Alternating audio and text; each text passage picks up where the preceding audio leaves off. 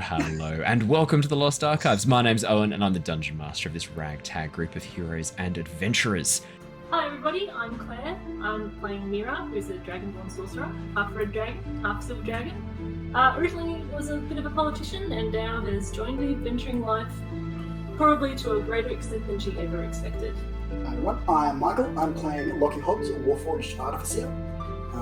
Originally was part of a flying castle, but I've since left and resumed an adventure with my now friends. Cool. Hey guys, I'm Jared, and I play the character of Jin. He is a level 6 Law Bard and a level 2 Hexblade Warlock. I'm currently an associate and ally of the Tempest Guild, and I am helping them in their goal of stopping the Queen of Dragons, Tiamat.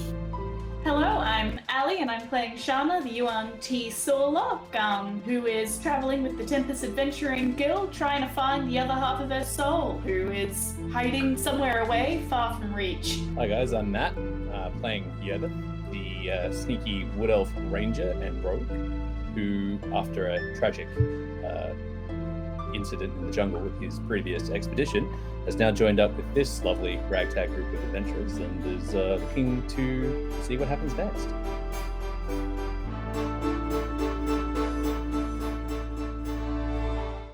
Hello, everybody! Hello! Give them a wave. Look at all those lovely smiling faces. How you doing, guys? We were just chatting about our favourite beers and just having a bit of a laugh at some really weird out there beer flavours. And I was sharing the story. I drank last night a chocolate strawberry champagne ale. I wish I kept the can. I would give them a shout out. It's a delicious beer. Not that you would expect that from that description. I went in fully expecting to hate it. It was amazing. Maybe that was the difference. Maybe our expectations were so low. Like it could not go wrong because I was expecting it to be terrible. Who knows? But no, it was really good. How you guys doing? It's lovely to see your faces again. We've missed you. We're almost all here. Of course, we are once again joined by our lovely guest characters, Haz and Tom, who are playing Ekarni and Boldor respectively. Thank you so much again for coming back, guys. Really, really stoked to have you on the stream. Super excited for tonight's session. Going to be lots and lots of fun. Matt is on his way. He's just quickly smashing some dinner. Work finished a little bit later for him tonight, so he's going to actually eat some food before joining the stream. We can't have him passing out like last time. So we'll make sure that he eats his dinner, doesn't get the hiccups, can't eat too quickly. He's got to take his time, have a little drink of water at the end, and then he can jump on and join us. Jared, did you say your camera is working but not on? He's not responding. Ooh, suspense. Clearly my question has offended him and he has left, or he's currently smashing that KFC that arrived late for him as well. He's wiping it off his chest. Yeah, he's just greasy fingers, just licking the grease off his fingers. Jared is here as well. What was that? Sorry, Tom? Drinking the potato, the gravy potato at the end. Oh, mate. It's just Jared is here as well. He's coming. He is online. I can see him logged in. His mic was working before. We were chatting to him. His webcam, he says, is fixed. So he might also have video tonight. Who knows? I'm not sure where he's gone. He'll be back at some point. Yes, I mean, look, very professional stream, and in the in the vein of continuing professional stream, we have an IMDb page now. I don't know if this was a fan. If it was, thank you very much. I don't know if this was Podbean, our podcast host, doing this automatically. If it was, thank you very much, our great AI overlords. I salute you. We now have an IMDb page for the Lost Archives. Thank you. Yeah, which was really a surprise. And whoever it was or whichever AI set this up had clearly done its research, because every guest character is also there. So thanks so much. That's a bit crazy. We're still getting used to that. So that's fun. Yeah, I don't know what's going on there. So thank you. I'm going to do some updates on it. I can see now that once it's been created, we can edit it. So I'm going to make some suggestions and I'll update some pictures. I'll put all the character art up there as well, because it'd be cool to have the character art. And we'll see what other things we can chuck up as well. I'll chuck a link in the description for the episode if you're listening to this on the podcast or watching it on YouTube, because feel free to check it out.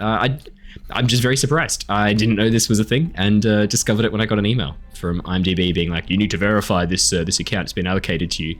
And I thought it was clearly some sort of virus and obviously didn't click the link. But then my curiosity got the better of me and I went back and checked and it wasn't a virus. Wow. We'll find out. Maybe it was. Who You knows? sound like a Nigerian prince could convince you pretty easily. all he has to do, yes, my country is in deep trouble. I'm like, oh, that sounds shit. He's like, I've got 10 million gold. I'm like, oh, 10 million gold, you say? And you're in trouble. Well, Well, give you an IMDb page. yeah, I'll help you if you help me. Oh my goodness. So that's just a fun thing that happened in the background. Just in between the last time we saw you guys. So very excited about that. I better do a little bit of a recap, get us back into the stream and get us back into the story. Does anyone else have any fun news to share from the week, or fun D&D stories? If you've got a funny story from your times playing D&D. I almost TPK'd a level 1 party in my campaign last week. That was fun. Oh mate, that's so easy to do though when they're level 1. It's so easy. I'm with you 100%. So what's the party composition? Talk us through really quickly. So it was a Pathfinder 2nd edition campaign, and they had a monk, a druid, a barbarian, and like a artificer equivalent sort of class. I forget what it's actually called in Pathfinder now. And I just put up one bandit was just going absolutely ballistic on him. It was just crit after crit. Oh mate. And because how it works in Pathfinder, if you go into your death saves, like if you come back up and go back down, you get closer and closer to death each time. Yeah, you maintain the fails. So one guy got crit and went down. He got bounced back up, and then I rolled to attack him again just as his internet cut out. So he didn't see the roll, and it was another crit which would have just killed him straight away. No. There's another guy standing beside him, like, I'm rolling for this one, and the RNGs smiled upon him and sent the crit into his friend. But between that, I think it's just the monk didn't go down from this bandit just going ballistic on the small level 1 party. No, but look, I hear you. It is hard to pitch combat encounters to level 1 players. I'm not super familiar with Pathfinder 2nd edition, but I've heard it's very similar to D&D 5e on a number of levels, especially in the way that your health increases with each level. But like level 1, if you're a wizard in level 1 in D&D, like a short sword can take you down to 0 hit points. Yeah. You're like, if someone sneezes too close to you, you're down. That's it. You're gone. Like your character's out. It is hard. So I do get that. Normally as a DM, I try and start campaigns at level 3 minimum, just because it's hard bloody work managing difficulty for level 1 players. I get it. Absolutely. Matt's here. Hello, Matt. Yay. Hi, Matt. Yeah, Matt. How was dinner? I haven't had it yet. It's kind of what up? Okay, please eat your dinner. It's coming. Okay. I will. Okay. Don't eat it too quickly. If I hear you getting the hiccups, I'm gonna tell you off. It's been a day. Let's just just play some D&D and relax. Sounds like a plan. Luckily, well, thank goodness it's a really chill session tonight. So There's no dragon. Yeah, absolutely. Really There's no chill. mutant fungus dragon about. Nothing to worry about. And I would like to call out, very excited to be playing Dungeons & Dragons, and we're starting off this session with a dragon in a dungeon. Just doesn't happen very often in D&D. Wow. In my experience. I couldn't remember any examples of it happening, but Jared reminded me of one that did occur. But It's fairly misleading, really. Like, it's, you tell anyone who doesn't know anything about Dungeons & Dragons, they're like, how many dungeons and how many dragons do you get to? It's 0. Like, oh, But if you- surprisingly not that many. I know. When you think about it, like dragons, their main strength is in their ability to fly, right? Like that's a huge advantage over your enemies. Why would you limit that by being in a cave? You need a really big dungeon. A massive dungeon. Really big dungeon, yeah. I think that's why Gygax created the Underdark, was just because he realized that like there weren't enough dungeons in D&D. So he's like, well, actually, it turns out there's a whole world underneath this world, and it's like this really dark place. Dungeon. I'm gonna call it the Underdark. It's the Uber dungeon. It's a never-ending dungeon. Now I'm imagining a rideshare dungeon. The dungeon comes to you. Everything is a dungeon if you try hard enough. That's true. If you just think. It's true. Yeah, it's true. It's true. Alrighty, I better do a bit of a recap. The Tempest Adventuring Guild, a group of mercenaries, explorers, and adventurers, has been working to thwart the machinations of a group known as the Order of the Dragon. This cult has been amassing power, wealth, and knowledge in an attempt to perform a ritual which would bring a dark draconic god, Tiamat, back into the world. Our story has been following the escapades of some of the members of this group. Mira, Jin, Loki, Yervith, and Shana, who have traveled to Chiari, the Draconic Nation, to work against the cult's actions there. Our heroes are now on the run. A violent coup led by a group known as the Children of Tiamat has taken control of the city of Elixir. The 5 Elder Dragons have been poisoned, their only ally in the city, Ambassador Elia, has been captured, and the city has now been thrown into chaos. After escaping the guard who had been sent to capture them, the party have fled to the Undercity of Elixir, a vast network of tunnels and abandoned buildings that have sunk deep into the sands. Mira and Loki have left with a member of the Equalists, the original group behind the Children of Tiamat, to try and locate other members uncorrupted by the cult. Meanwhile, Jin, Shana, and Yervith ran into an old friend, Boldor, the Goliath Barbarian who had been recruited to the Tempest Guild and last seen in Oxenfurt. With Boldor was a Dragonborn Paladin of Bahamut, who introduced himself as Ekarni. It turned out that Boldor's mission to infiltrate the Cult of the Dragon went very well indeed, and soon after he was shipped off to Velixir to help protect the cultists there. Ekarni was a member of the Equalists who grew disgusted by the cult's corruption of his people, and has decided to join with Boldor. The group decided that the best way forward would be to head to the council chambers and try to save the Council of 5 Dragons. Deeper underground, the party came across some giant spiders, seemingly infested with a parasitic fungus. We left off last session as the party were investigating the now deceased spiders, just as a large shape broke through the water behind them. I'll do a quick reread of this particular story beat just to get you guys back in the mood, and I don't want to stress Matt out before he has his dinner, but apologies. As the waves push back from the edge of the cavern, a large green crest breaks through the water. Emerging, a massive reptilian head, but strange tendrils of this dark purple vine-like substance piercing through its flesh, rotting away sections of the scales, infect its every part of body. Pushing its way into the cavern emerging from the dark waters is a massive green dragon. To your eyes, Ekarni, easily an adult dragon, possibly older, on the cusp of being an elder dragon. But you can see its eyes clouded over white, and these fungal growths infecting across its body, very similar to the spiders that you just fought and killed. And as it pushes its way into the cavern, it lets out this defiant roar that echoes through the stone caverns around you. I am going to throw us immediately back into initiative. Not because we're going to be going straight into combat, but because in tense times, in moments when we need to make sure that time is being kept, I like to use initiative to do that. So make sure you click on your tokens and then click on roll for initiative in Beyond 20. Beyond 20? D&D Beyond. Yep, thank you. And such a handy little module that is. Yeah, how good is Beyond 20? It's a great little Chrome add-on. Very, very good.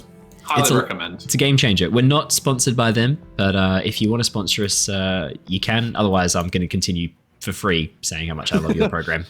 So that's not the greatest business model. I'm not incentivizing it, I'll be honest, which is sad because my entire job. I'll do it for free anyway. Yeah, I'm just realizing like this isn't a great resume for me as a salesperson either. I'm finding that quite hilarious.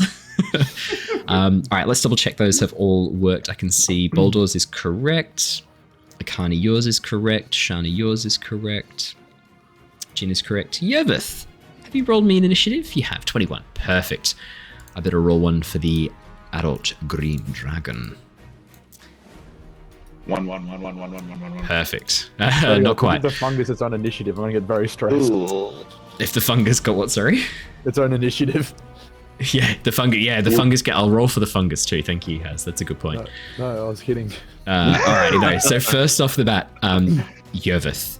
As you see this large green form push its way into the cavern, massive, open, gaping jaws, but something is deeply wrong with this dragon. These purple tendrils mark all over its body, almost like a crisscrossing network of dark veins. And you can see patches of scales that have been cracked and rotted away, revealing semi-rotten flesh underneath, but pulsing with this purple growth.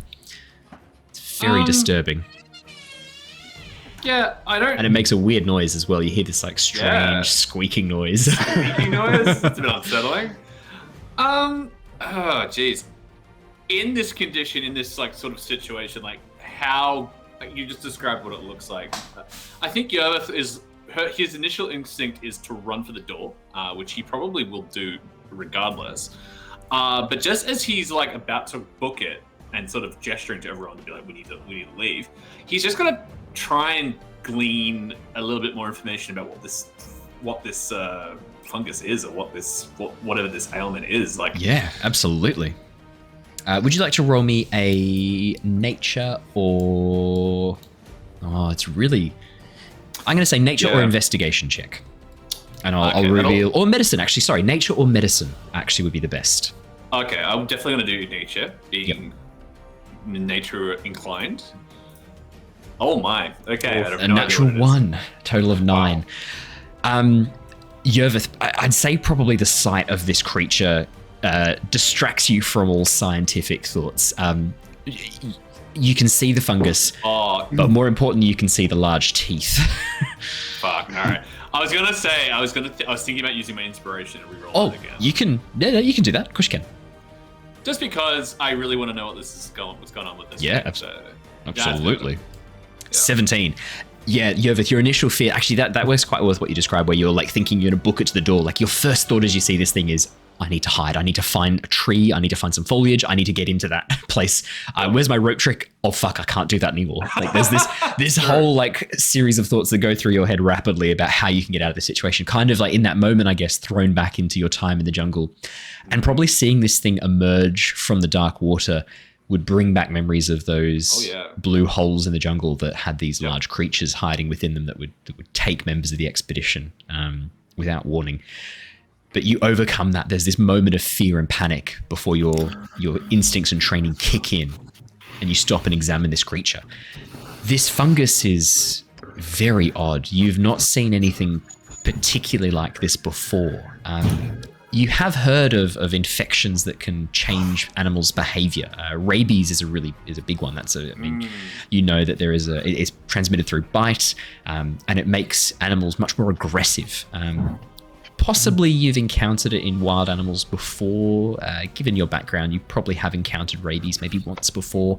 And in those moments, the kindest thing to do is to put the animal down. It's a danger to itself, it's a danger to other animals, but more importantly, it's a danger to everyone who comes across it. The safest thing to do is put it down. This is not quite like that.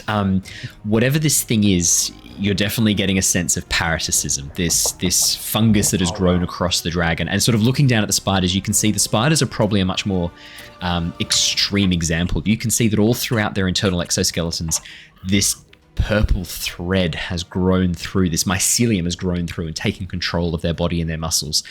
Looking at the dragon, you're not quite sure how this infection works, but you can see with your nature check, the dragon is actually probably blind. Those milky white eyes and the rotting flesh around them, you get the sense it probably can't see. Wow, alright. Okay. I sort of relay that basically as quickly as I can to the group. Basically just say, I think our green dragon friend there is blind, but we should proceed with caution, perhaps to this door. We can gather our thoughts. And he will move to the door. Awesome. Actually, he's probably got enough movement to... Is the door open or shut? Yervith, as you run to the door is locked and closed. It is a heavy wooden door. You can see that it is pushed across the cave. It covers the cave entrance completely and actually fits into the stonework as if the stone has been molded around it. Whatever room is beyond. Wow, okay. Yeah, it's a heavy-duty door. And as you go to like pull it open, it is locked fast. You sort of shake against the handle. Cool. Sorry, buddy. No, that's cool. I'm assuming it was my action to assess the dragon, so I probably I normally allow those as a bonus action. Okay. To do that sort of check and to investigate. I normally allow those as a bonus. Cool. I might, if it's possible, use my action to try and get this door open with my thieves' tools then. 100%. Yeah, you can make a sleight of hand check. Hey. Ooh. 20. Yervith, you like pull out your, what was that, sorry? Dirty 20. Dirty 20. Is that what we're calling it now? Unnatural 20? That sounds bad too. It's unnatural. I don't know. That's interesting. I just hadn't really quite clicked that. Filthy 20. As you begin, you pull out your thieves' tools, begin sort of like unlocking the door. whatever tumbler this is very complex. This door is meant to be locked and meant to be held fast. Whoever put this here did not want people getting through. But you have been around locks a lot of your childhood, and now you're sort of starting to reconnect with your past. You find yourself flashing back to another time that you had to open a lock very similar to this, much more complex. And you concentrate, focus, close your eyes briefly, listen for the sound of the tumblers, and then lock it over. And the door unlocks and opens wide, allowing you access beyond.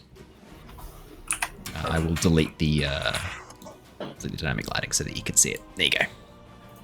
Awesome. I will peek my head into the foreseeable room. And you see a very narrow corridor split between what looks to be part of a collapsed building, leading into a chamber beyond. You can't quite see what's in that chamber, but you can see there is a chamber at the end of the corridor, probably about 20, 30 feet in front of you. It looks like the chamber the corridor opens up into a large chamber. What's your passive perception? I think you're 16. No, aren't you like 19 passive perception? 21. Yeah. 21 passive perception. Very high. Yeah. You can hear those same voices from before arguing, but much fainter. Much fainter than you could before. You can hear these rough voices. Okay. In the corner, sort of echoing down, but much, much more quiet. Amazing. Yep. Cool. I'll just take a defensive position next to the door and await everyone else to sort of follow suit. Sounds like a plan. Next up in initiative order is Odo. What's your dex, Jin? +2. +2. You are first. 14. I will move you up. Nice. Eleanor, Okay. Eleanor comes next to me. Oh yeah, cool. Okay. So Yervith told us about how the thing might be blind. Yep. So it might be a bit more receptive to sounds. So I'm going to use minor illusion to create a sound a bit more like over this way. Yep. 30 feet away. Yep. So like sort of about there. So instead of coming here, it'll go more over here. So for podcast listeners, the group are currently up on a platform, a raised section of the room in the bottom left-hand corner. The room's sort of a large, rough rectangle with a lake in the very, very center. The dragon is in the bottom right-hand corner, having pushed its way through possibly an underground passage in the lake. And Jin is now aiming a sound roughly about halfway up the left-hand wall of the room, trying to distract the dragon away from them and towards maybe the passageway to the north. But yeah, I'll do it sort of like a hey, over here, hey, sort of thing, like yep. Not like a sound, but like of like something falling or something, like an actual like voice calling to it over here, yep. Hoping to drag it away there. Absolutely, you can do that as a minor illusion. Of course you can. Do we have Pass Without Trace still up as well? Yes, you would still have Pass Without Trace up. Sweet. I'm going to come in at 5, 10, 15, 20. I'm going to nod at Yervith. I'm going to have a quick peek just into this passageway over here. Yeah. So is the door open or is door's it open? Yeah, Yervith's opened the door. Yep. Yep. Okay. Because I knew it was unlocked, but didn't know if it was open. So I'll peek my head, I guess, around this corner. Not stepping in. So maybe it'd be more like that. Yeah, I imagine that the door is just like slightly ajar. I'm just like sort of just pushed open a bit. Yeah, absolutely. Yeah, Jin, you can hear these voices echoing down the corridor beyond, these sort of rough voices, but from your position, you can sort of roughly see into what looks to be maybe some sort of room beyond, but actually probably from your position you can see a small campfire burning almost low down towards the coals in the very center of the room. I'll just chuck it down on the... I might step in here. Perfect. Oh. Yeah, okay, perfect. Thank you. As Jin steps into the corridor, I'll just chuck the campfire down so you can see it too, Jin. There's a bonfire in the center of the room. Yeah, perfect. As you step into the corridor, Jin, to get a bit of a closer look, you can hear these voices talking.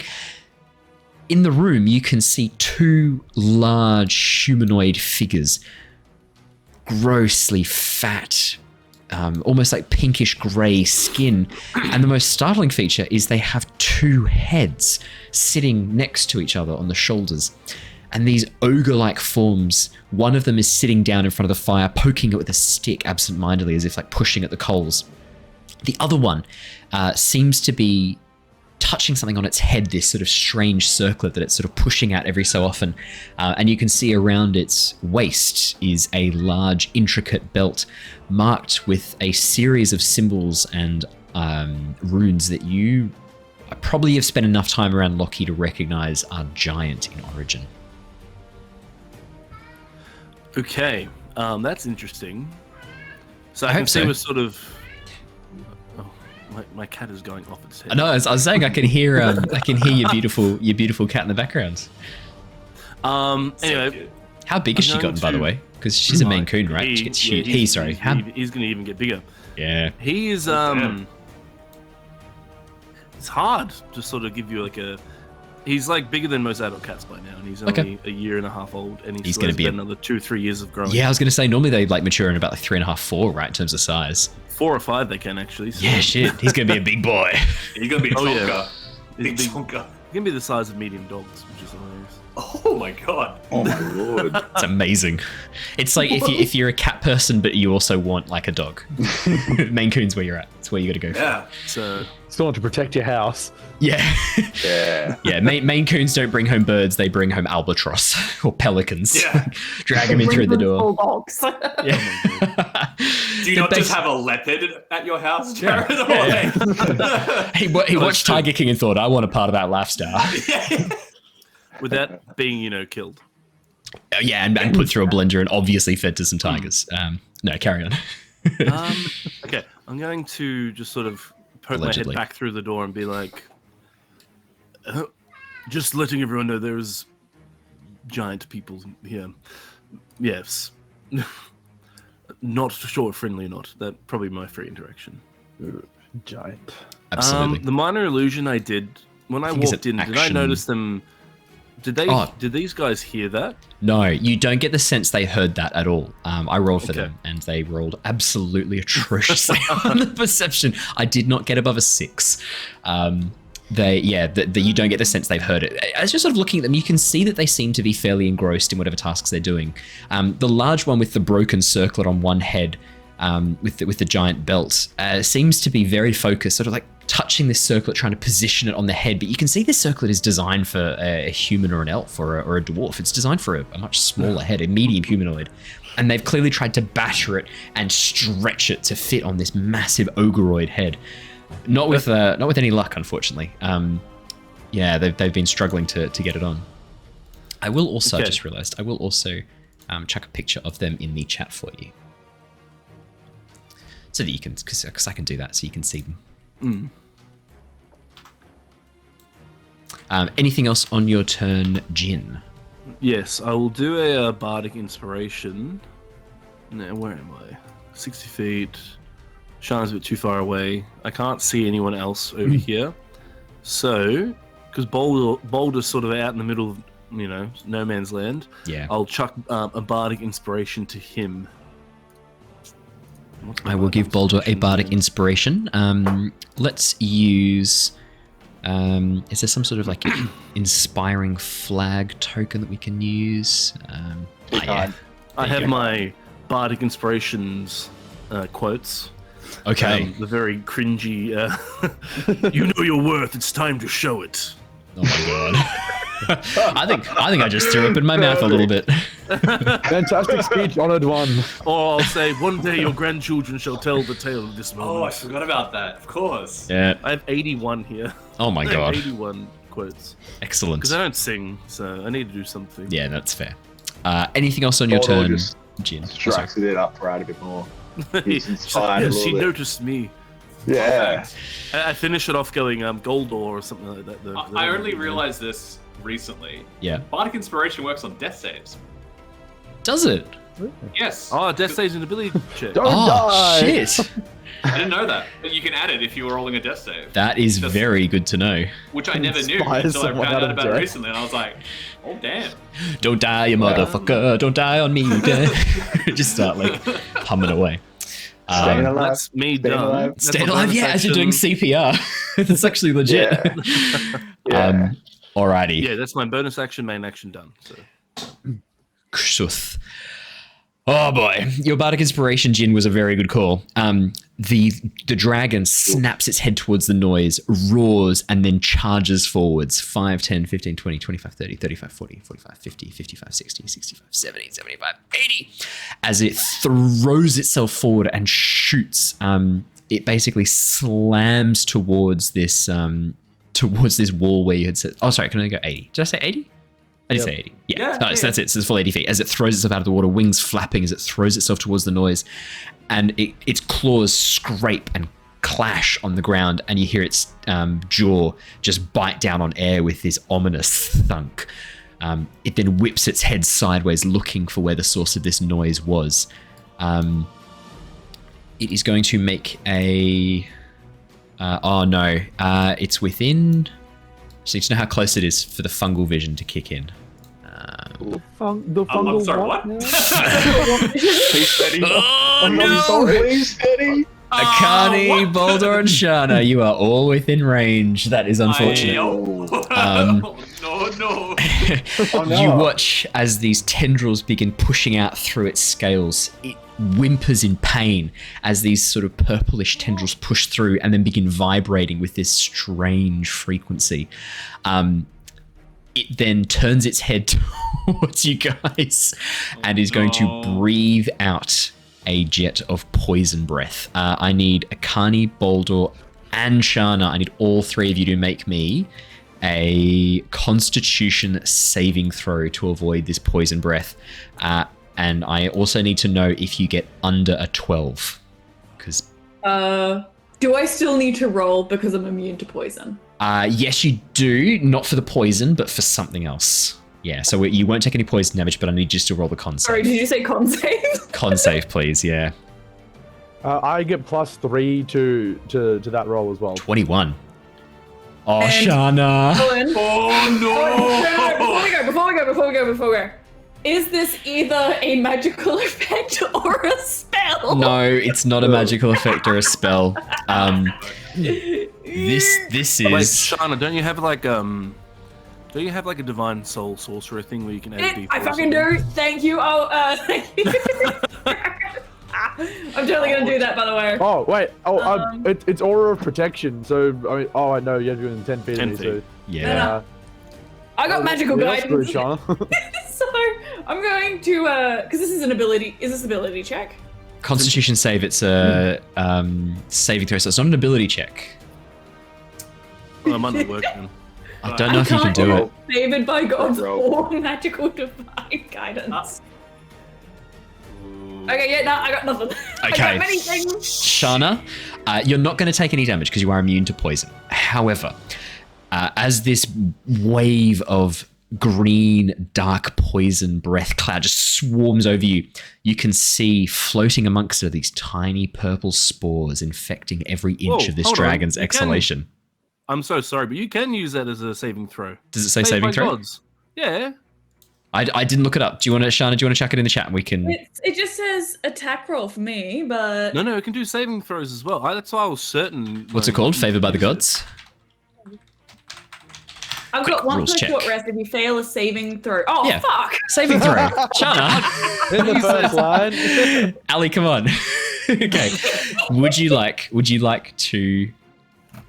Okay, that's much better. That is much Sorry, better. Owen. I know No, you're no. very keen to No. someone spores. No, I'm really pleased that this has worked out differently. So you guys watch. Oh, we're getting raided. Oh, it's the Mim stream. Matonia, you guys are the best. I love your stream so much. Mwah, giving you a big kiss. I love the way you have your characters, your character art moving around and talking. I think it's amazing. I'm really impressed. I want to try and set something up similar for us, but I'm not good enough. I don't know how to do it. You guys are incredible. I love you so much. All right, sorry, we'll get back into it. So, yes, as you watch this large green dragon exhale this poison breath across the plateau that you guys are standing on, these dark purple spores intermixed with the breath, all of you are able to prevent any of these spores getting on you as they fly towards you. Ekarni, you throw your cloak and shield in the way. Boldor, you probably just yell out at Boldor, knowing you just shout at it. Don't breathe it in. And Shana, you sort of whip your tail around to try and push the poison gas away from you. Shana, you take no damage. You're a Yuan-Ti. You are immune to poison. Boldor and Ekarni, you both pass, so you're only going to take half damage from this. That is 22 poison damage. Boldor, I think that is halved again for you because you are a... am I still raging? Don't think so. It had only been a turn since the end of the last combat. So this, like, these guys had enough time to investigate the spiders, and that was it before the dragon came through the water. I actually would argue that... Oh, true. You haven't taken... Okay, no. Probably not then. Sorry, Boulder. Your rage probably has ended. Yeah, sorry, mate. Fair enough. Just having a look. I'll speak up if there's anything. Yep, alright. 22 damage it is. Alrighty. Next up in the initiative order, that is all the green dragon will do for the moment. You see this, for the people who just come in, you can see this green dragon is infested with these dark purple fungal spores covering its entire body, rotting through parts of the scales, and its sightless white eyes have patches of flesh underneath that is pulsing with this purple mycelium growing through its scales. Not looking good. I can see everyone's already talking about cordyceps. Yes, this is fantasy cordyceps. Ekarni, you are up next. Probably feeling a bit conflicted seeing this this noble dragon. Do I recognize the dragon by any chance? That's a really good question. Would you like to roll me a history check? You actually fucking might. Oh, Jesus, that's concerning. Runs out to save. That just creates more questions. 5. Ekarni, you got no idea. I mean, this thing is an abomination. This noble creature, this beautiful creature, has been corrupted by some foul fungal growth. Yeah, they're not stoked on that, to be completely honest. All right, I am going to move myself over to here, I think. Yep, that's a very good idea. Ekarni pushes himself around the corner, just out of the range of this green dragon's breath. And then I'm going to probably lay some hands on myself. Okay. Ekarni begins touching himself. Yeah, so I just got absolutely shredded by poison damage. Yes, Ekarni's sort of like breathing heavily, choking on these noxious fumes, and you sort of fill your hands with golden light and begin sort of like focusing on your lungs and esophagus, I would say, at this point. How much would you like to heal yourself? I will give myself maybe 10 back out of my pool. Yeah, fair enough. I don't think it saved my lay on hands from last time, though. So I think I used 15 on the great and noble Eleanor. You did use a lot on on a summon Drake. Oh yeah. Eleanor's at full. The clear leader of the party. Yeah, clearly the one in charge. 100%. No, absolutely. Alrighty. Anything else on your turn, Ekarni? You've still got bonus action and a little bit more movement if you wanted to take it. I'm just gonna hang there in case the dragon approaches, so I can get into melee range. Fantastic. Next up in the initiative order is Boldor. Boldor, the Goliath Barbarian. Tattoos pulsing against your skin as you feel the rage building within you. Yeah, seeing a dragon, not a big fan of big boy dragons. Also know that it's probably a hard fight. Probably a lot stronger, so not inclined to really take this one on. Is going to move to the door. Boldor's going to run to the door. It's a first. Wow. Boldor just like runs through the spiders, the sort of upturned corpses, just kicking the chitin away as he runs past. Get out of my way. Stomping through. Yeah, stomping. And I think intentionally runs on the spiders. And I'm going to get to the front of the door and hold the post there. Nice. Use like a dash to get the movement needed. Very nice. And yeah, try to let people shuffle in as needed. I'm guessing you'd like to hold your action in that case then? Or... Would I use my action to do the dash to get that distance? Oh, true. Yes, you would. Apologies. Yes, you would. We're not doing any and hold the that'll door. be- We're not doing any hold the door jokes. We're not doing them. We're not doing them. Okay. Hold the door. Yeah, I'm gonna. That's all I'm doing. Yep, nice. Shana, you are probably the most exposed at this point, being the only one out in the open. What would you like to do? Between me and that door. Okay, I think Shana's first thought is going to be like, did she notice those purple spores in that poison and know shit, that ain't poison, that's some kind of spore? Like I would say, how Shana. aware? Yeah, I would say, given your interest in investigation of the spiders previously, you get the sense that this is some sort of fungal infection. The dragon's poison breath is definitely still poison breath, but there's something else mixed in with this, some strange infection. Probably not good to touch it, is the sense you're getting. I think knowing how far away she is from the door. Yep. Shana's going to, like, her first instinct is probably going to be to, like, try and sterilize the area with as much fire as she Nice. can. Like, Okay. try and just sort of get rid of those spores, make sure that they don't, like, get into the party. Maybe try and make it, like, a nice sterile zone. Yeah. The Absolutely. only fire spell I have on me Yeah. is Fireball. So Okay. that's what I'm going to do. Okay. I'm assuming you then will be fireballing the dragon. Is that safe I'm to- fireballing the dragon. I'm making sure my allies aren't within Yeah, that. no, that's easy to do from where you are here. Oh, thank you.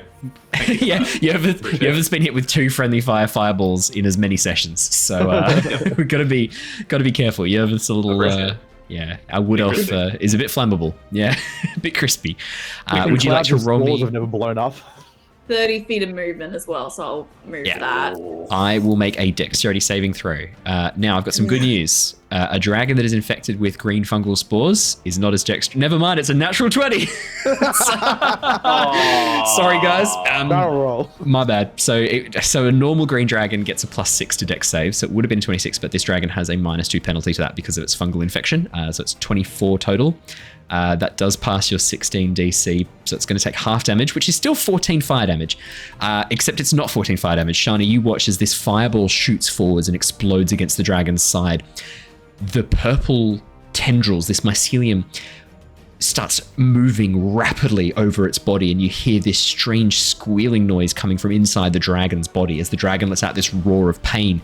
You watch as those purple tendrils pull back away from the site of the fire. That was really good instincts. It's actually going to take some extra damage for that. Sweet. Okay, can I also, for bonus action, can I quicken an Eldritch Blast? Or 2? You know you can. Absolutely. Yeah, of course you can. Yeah. One. Yeah. You're a sorcerer, of course you can. And Spend those points. Let's see some Eldritch Blast. 2. And 22 then I'll is do gonna hit. 30 feet movement. And 25 is going to hit, so 6 force damage followed by 13 force damage. Doesn't seem to have the same power that your fireball did, but I mean, still good hits as these beams of light shoot out from your hand and strike the dragon's flank.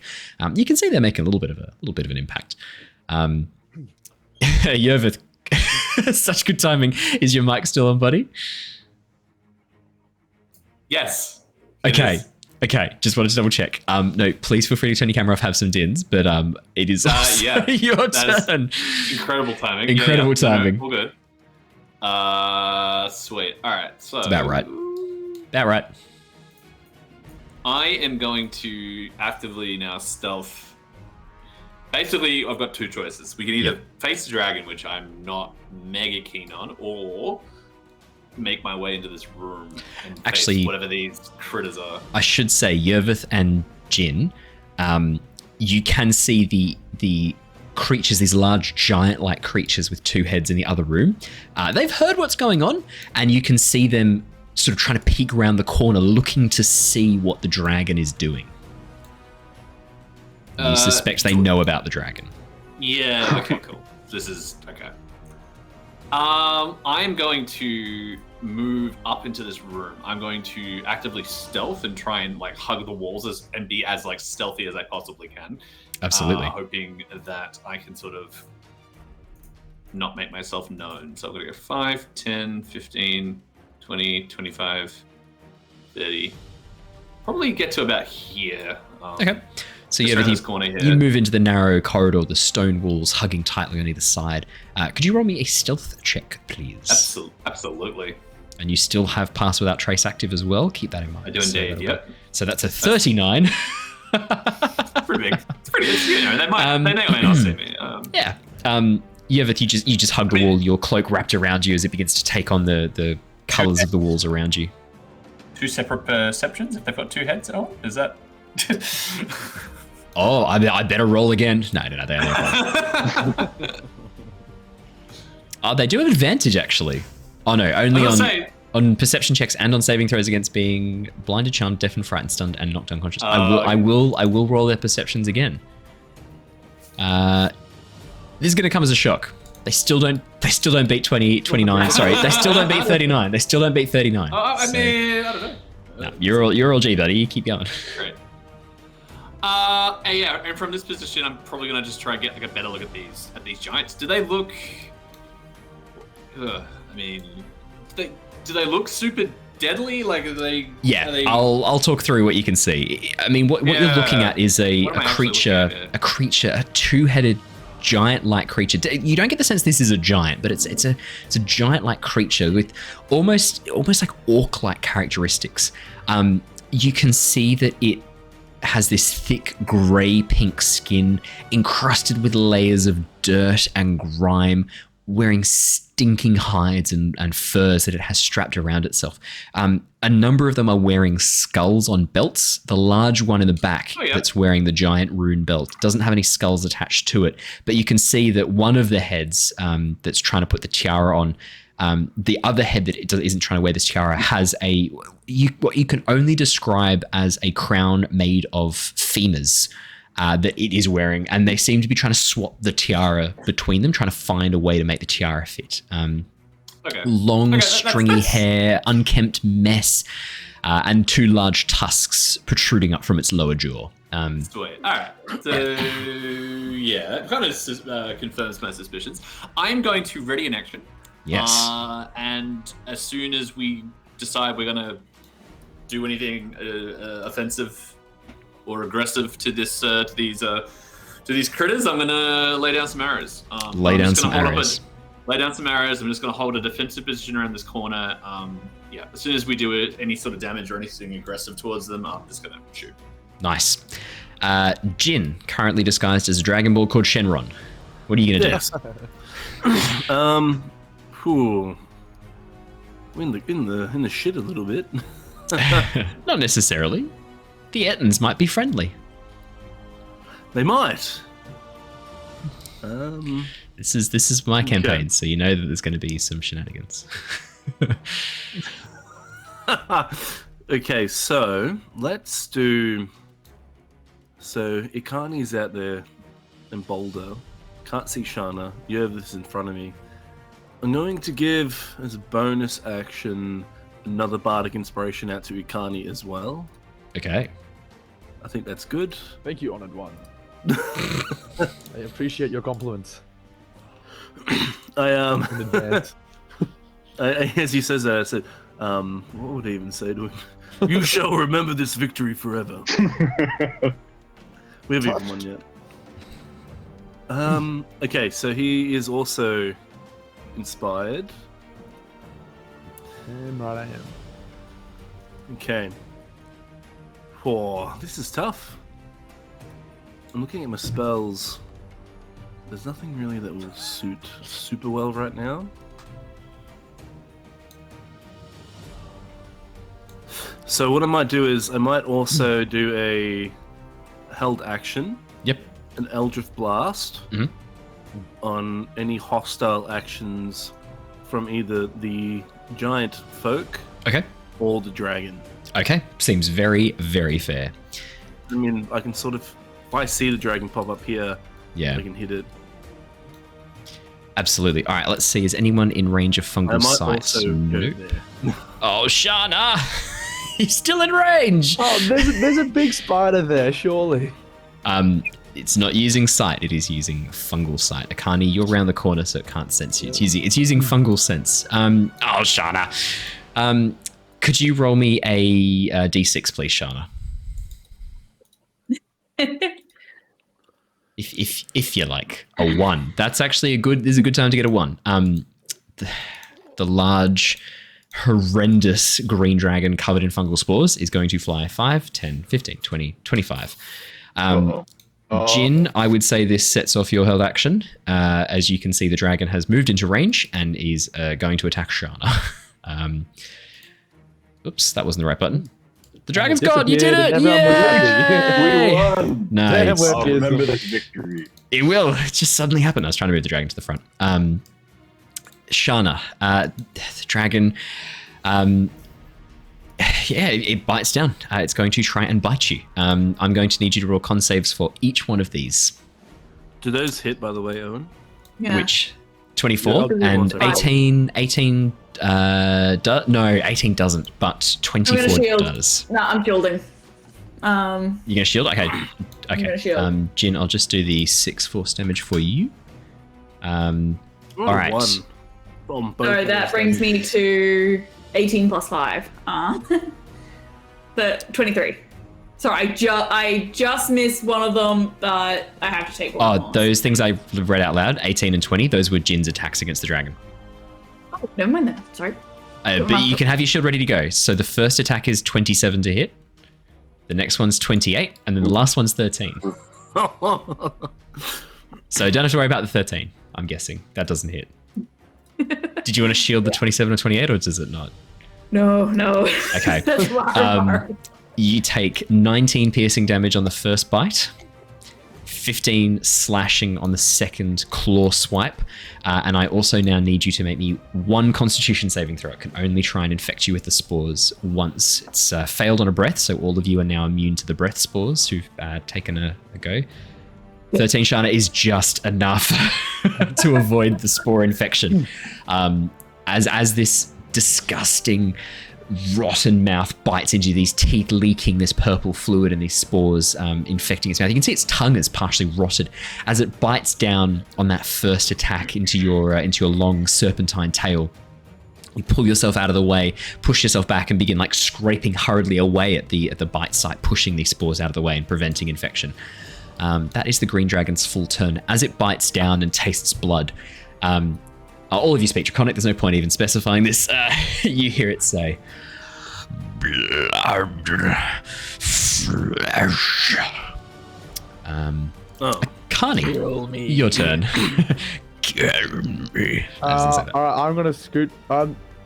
Can I stand on these squares with the spiders, or are they taking those full? Yeah, I'd say as the dragon comes in and claws forward, it pushes the spiders out of the way, like claws them out of the way in its blind haste to get to Shana. So I'll push them out of the way. I'll bring myself down and pop myself in between dragon and Shana. Yep. And I will load myself up 1 Divine Smite. Okay, let's see this. This could be nasty. Where's my counter for the Divine Smite's gone? You don't have to do the Divine Smite until you actually hit. Yeah, you can see if you hit first, then choose to divine it. Yes, I can. And yes, I will. That's a lot better. I will swing my nice halberd, my dragon scale halberd, straight at the dragon. Yeah, you watch as Ekarni pulls out this. Lord. Oh dear, 9's not going to hit. Ah, just kidding. Swings back around. My champion. Ekarni's halberd is this beautiful sort of long wooden shaft that's been polished and stained with this very dark brown wood, and the silvery blade curls up, and you can see fixed into the mount around the blade are these dragon scales that are matching his color blue, very similar color. Go ahead and make another attack, Ekarni. I will indeed. You might be able to hit. Oh, Right. mate. 12. How much can Bardic Inspiration get me? Can add a D8, I believe, right, Jared? Yeah. Let's give it a go. So if you, okay. Could work. Yes, I believe in you. Wait, You can do it from the side. If you click on the far left-hand column, there's you got it. 719. 719 is the DC. Oh, nice. Ooh, lucky. Amazing. All right. Well, she's getting mighty Second time's the divine. charm. Where are my divine strikes? Where do I've lost track of them. I'll yeah. Wait, I'll give you a hand. Let me jump into D&D Beyond. I'll give you a hand. Thank you. That's all right. So on your character sheet, there it is. You found it? Ah, cool. It's about to come in and help. Well, all right, and then it expend a spell slot. Right, so it's 2d8. Yep. I think this could be potentially bad for the dragon. 6. Plus mate. Plus my halberd. Yes. Roll damage for the halberd too. Sorry, I haven't seen the halberd. Are you kidding me? 4. Oh, no. You watch as Ekarni runs forward, the first attack glancing off its scales. Ekarni focuses, calls upon this holy energy, and then like makes a small gash on its toe. Just like looks and goes. Anything else on your turn, Ekarni? Any bonus actions? Having hit him with that beautiful and deadly strike, I swing the halberd back around and slap him in the head with the butt of the spear. Nice. As a bonus action. No, that makes sense. 18 is not enough. It's just not enough. As you fling the butt forwards, it just glances off these hard scales. You can see these pulsing tendrils of mycelium as well, breaking through the scales. You think you probably need to aim for the mycelium. Looking at it, the scales are too hard, but the sections where the scales have rotted and the fungus has grown through, they could be weaker points. Keep that thoroughly in Boldor. mind. That's it. That's in Ekarni's mind. Boldor. You see this giant green dragon threatening your old snake friend and new lizard friend. New dragon friend. Yeah. Boldor does not like his big dragons, and seeing his friends there, he is gonna pop a blood vessel in his eye, turn into a rage, and like run towards his friends and whip out the great axe and have a big old whack. Go for it.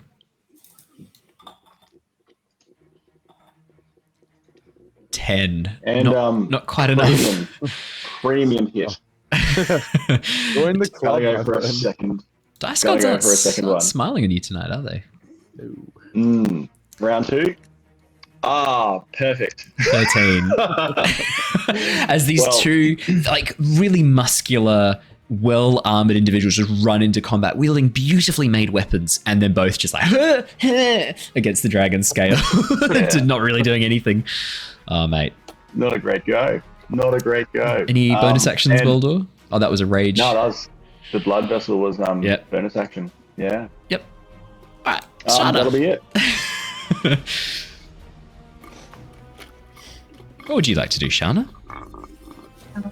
I am going to burn another sorcery point to quicken 2 Eldritch Blasts, so 4 beams. 4 are going his way. All at disadvantage, just so you know, because you are within 5 feet. Do you really... Oh, can I back up first? And then... Yep, but just be aware you may take an opportunity attack if the dragon uses its reaction. Just so you know. Alright, plan 2, since I'm within... Yep, 5 feet. We're getting fireballs. I'm going to... What is it? Evade? A little bit different. I haven't done this before. There's an action to disengage. Do I still have Jin's borrowed sword? Do you still have Jin's borrowed sword? Yeah, because Jin's got his umbral blade now. As an action, I'm going to try and hit this dragon with my sword. So this is the giant great sword that you only picked up the session before last, right? Or is this Jin's old rapier? This is a rapier, right? Yeah. It was a magic sword. Yeah, Jin's rapier. Yeah. Just wanted to double check because I know Jin also still has that draconic great sword that you picked up 2 sessions ago. But no, it's Jin's rapier. Okay, cool. It's the +1, the +1 sword, and then I'm going to quicken an Eldritch Blast to a bonus action so that I can still get those 2 Eldritch Blasts. I know they're going to be at disadvantage, but hell, I need all the extra help I can get. Yep, absolutely. So Shana, you go and you stab it forwards with the rapier. Please make an attack with the rapier. 26. I like how you've called it Jin's magic borrowed sword as well. That's a nice touch. Shana, like as you pull this rapier out, looking down at it, you're like, I've never used this before, but I'm assuming pointy bit goes in the thing I want to kill. So you just like push forwards. The rapier just pushes through 2 gaps in the armor in the scales and pierces deep into the dragon's throat. Would you like to roll me some damagios? So quick question. I've never used this sword before. It has two options for damage. One is 1d8 plus 5. The other is 1d10 plus 5. I have no idea which one to do because neither of them are labeled. It'll be the one arm. It must be a long sword. It must be a long sword then. Oh, 1 versus 2 hands or something. Yeah, exactly. Yeah, versatile. I thought it was So a this would be rapier one from if she's memory. gonna like. It must be a long sword. Yeah. I think it actually Right, well- was a long sword. Yeah, maybe it There's was the damage. 12. Ooh. And it's a magical weapon. That is good to know. So the two fighters, our paladin and our barbarian, who run in trying to take this thing down, and both sort of deal some okay damage. The sorcerer pulls out this sword, holds it in my hand, and goes, "I don't even know what to do with this." Like, swings forward and like cuts off one of the dragon's toes completely. Just severs off one of the toes of this whole claw, and then like looks at the sword and goes, "Wow. Would you like to then make me the Eldritch Blasts?" Oh, yeah. Instead of the 2 Eldritch Blast hits, Yes. can I use a spell slot and use Inflict Wounds instead? 'Cause I'm still You can quicken that. Yeah. Yep. Spend your sorcery points, and you can inflict wounds as a spell. Of course you can. to hit. 26 to hit. 26. Right, it's just gonna hit. Yeah. Of course it hits. 26 is amazing. And what spell And damage? level are you doing? Oh, 16. Just Nice. First level, yep, Very, nice. very boring. 16 damage. As you reach forward and can you tell me with inflict wounds? No, I'm thinking of blight. That's okay. No. No, all good.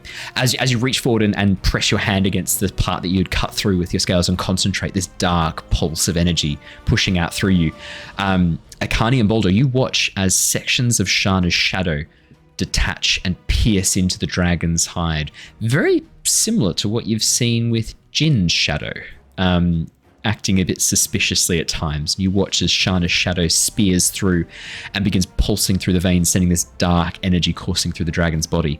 Where this energy touches, the scales turn grey and begin fading from life and begin sort of like dissolving almost in front of you as they begin turning to dust.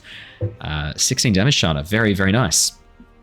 Anything else on your turn? I think that is your full action, bonus action. A little bit more movement. So I'm going to full movement. Okay.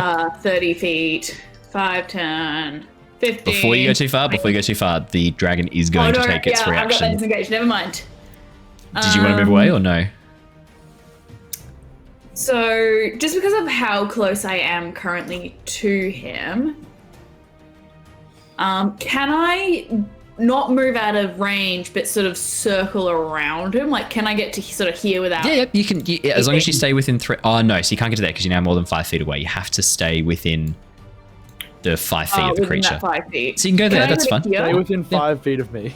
Yeah, that's fine. All right. No, To stay in contact with it, basically. Yeah. Ekarni calls out to you. Stay within 5 feet of me. Oh shit. All right. I will stay where I am. Okay, cool. At the end of your turn, Shana, the dragon is going to take a legendary action. It's going to spin its tail forward. It's going to Tom, could you roll me a d6, please? Great. 1, 2 for Boldor, 3, 4 for Ekarni, 5, 6 for Shana. Ekarni, sorry, mate. As the dragon spins around and flicks its tail towards you, Ekarni. No, that's not going to hit. I don't think a 16 is going to hit you, does it, Ekarni? 15? No. No. Ekarni just takes this. You just stand there and the tail glances off your armor and you just look down and go, pathetic. Didn't even touch me. And we let you rule the council. Yeah. At the end of those guys go, the Ettins are going to take their actions. Yervith and Jin, you can hear the Ettins and you can see them from where you are. You don't think they've seen or heard you yet. The Ettin nearest to the corridors crouches down and looks through and goes, Well, I think there's some people here. I think the dragon's gonna have some food. Should we try and call them through here? You hear the other head go, No, you stupid. Let the dragon take its fill. the Ettin towards the back, the head on the right goes, I think perhaps we should invite them here. Dragon should not know we're here if we are quiet. and the head on the left goes, No, do not draw attention of the dragon's ire towards us. We live in its shadow.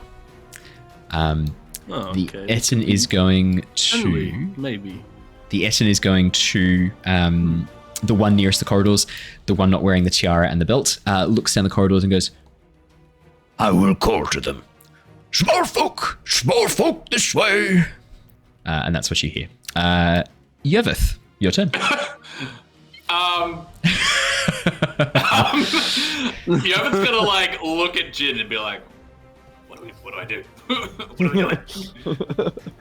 If he's talking to me, I'm going to give him a quick chat. if Yeah, that's okay. we could. I allow quick free conversations. Yep. You know I do.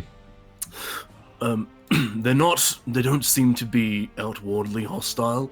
Let's focus on the other threat at hand first. They're not attacking us now, so that's a plus.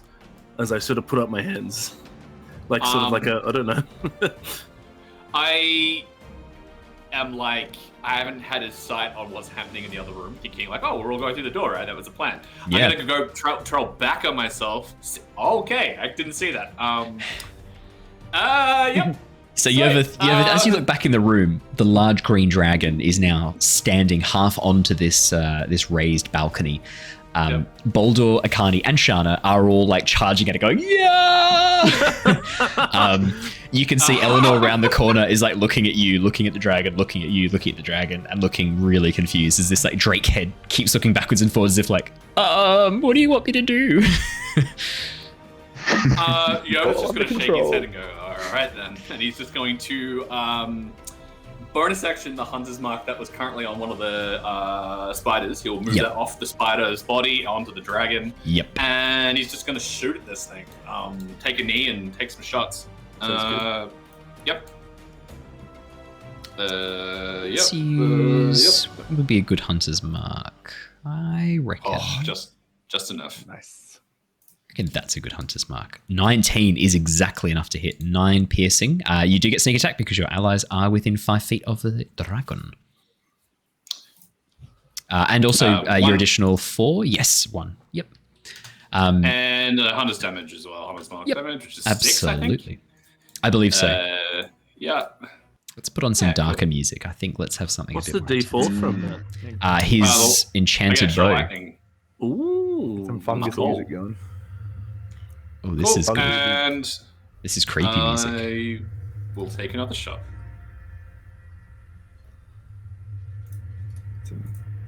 And we'll miss spectacularly. The steady tooth. Oh, no. Natural 1 for a total of 12. Not quite enough to hit, sorry. Okay. This is some good That's battle cool. music. Alrighty.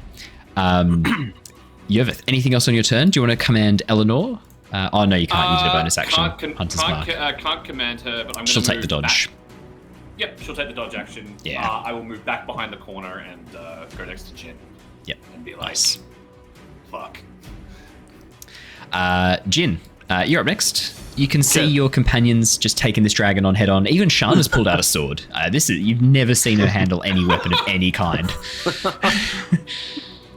Cool. I'm going to move out here. I'm not going to run into close combat though. Are you sure? The others are. I'm pretty sure. Yeah. I don't know. I might. They've got it good. They've got a handle. They're going to handle. But I'm going to give them some aid. I'm going to summon a spiritual weapon here. Yes. I will get And a I'm going to upcast that. Instead of a 2nd level, I'm going to use a 3rd level.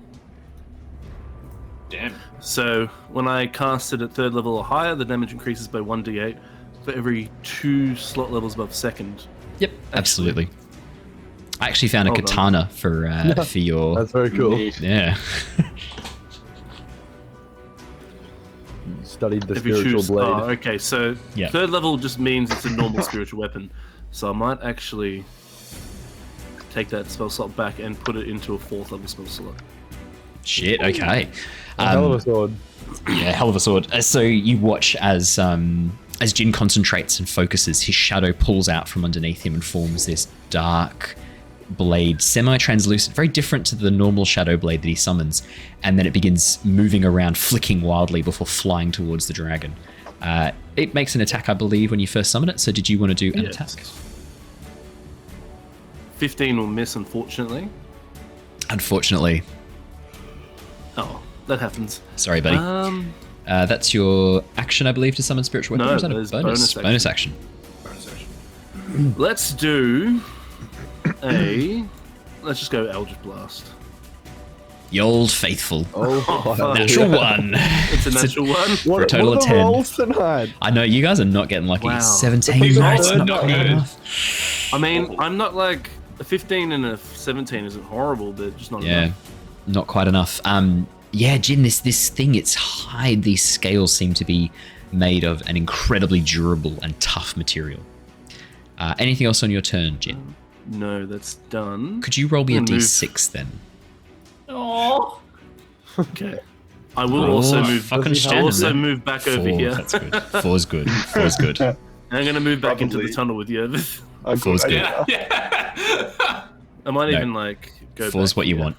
Oh no, I'll actually go boy. there. I'll go there so I can still see through the door. Yes.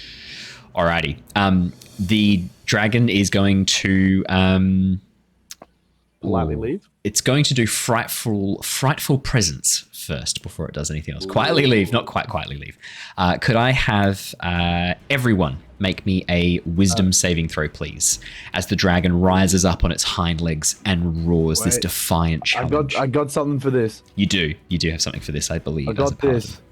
If I Wait. can- Should I do the check first, or should I let him do his Yeah. thing? I don't think it's going to prevent it completely as it has. It just helps you. No, this one Oh. with my aura of my big aura Yep. of courage. Friendly creatures within 10 feet of me can't be frightened. Damn. Okay. So So we can still be frightened. Boldor, your wisdom save does not count. Yervith, Jin, and Eleanor technically would also Okay. need to make me a wisdom saving throw, I have no please. idea. Oh, Yervith, 6 isn't good. Right in here. Okay, I'm going to do this. Now, what is it? It's a wisdom. Wisdom saving throw. Oh god. Ow, that's annoying. Ooh. Okay. 2. Oh no. I'm scared. going to. Yeah. I'm going to use reaction. I'm going to cast Silvery Barbs Okay. to make myself re-roll that. Okay. It's probably going to fail though. I'm How going good silvery to barbs it again. Silvery Silvery barbs. barbs is great. I Wow, am I rolled on that considering. one. No, you have to fine. take the re-rolled with silvery barbs, don't you? Yeah. Okay. But Jin, you're at really least- fucking frightened. You're like, Oh, dude. Eleanor's just like. Eleanor's dragon, dude. Eleanor's chilled as. Eleanor could not care less. Jin, you put in your pants a little bit, just a little bit. At least someone else can get an advantage. Yeah.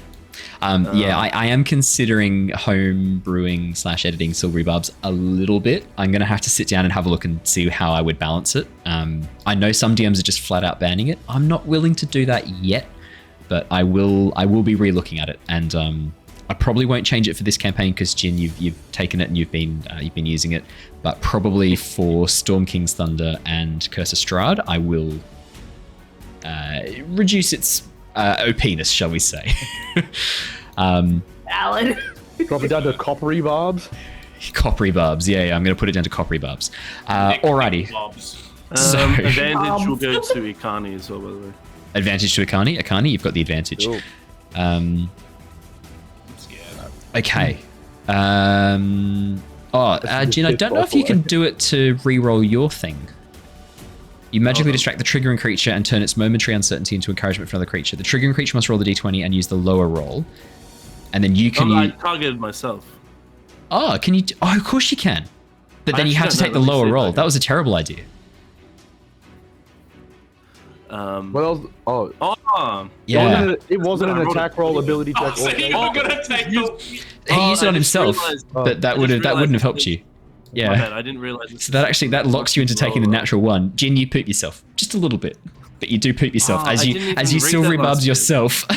Nah, that's my bad. You were That's- like, I fucked that okay, and then you're just like. I fucked that up. I didn't read that last Chat's bit. asking why they think it's overpowered. It's not that it's overpowered.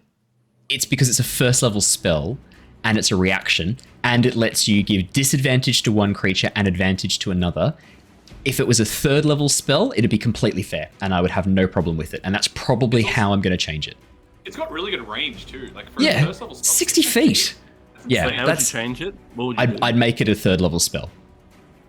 Oof. I think. This is a relatively new spell from what Tash's, module? It was, isn't it? Tash. Was it Tash's? Everything OP was in It Tash. seems Tash's-y. Yeah. I'm pretty sure it's Tash's. Tash's. I'll have a look at it. As I said, I'm not going to change it for tonight. I'm not going to change it for the campaign, but I will look at it.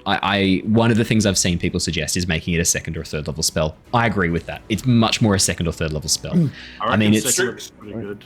It was Strixhaven, by the way. That they Put a 10 gold cost on it. Yeah, that's not a bad idea either. Could do that.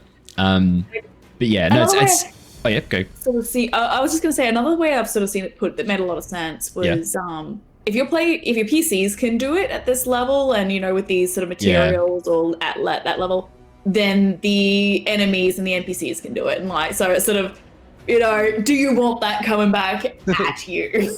Depends on the campaign though. Like how often have we first NPC spellcaster? Like that doesn't always happen. Not that. Don't give them ideas.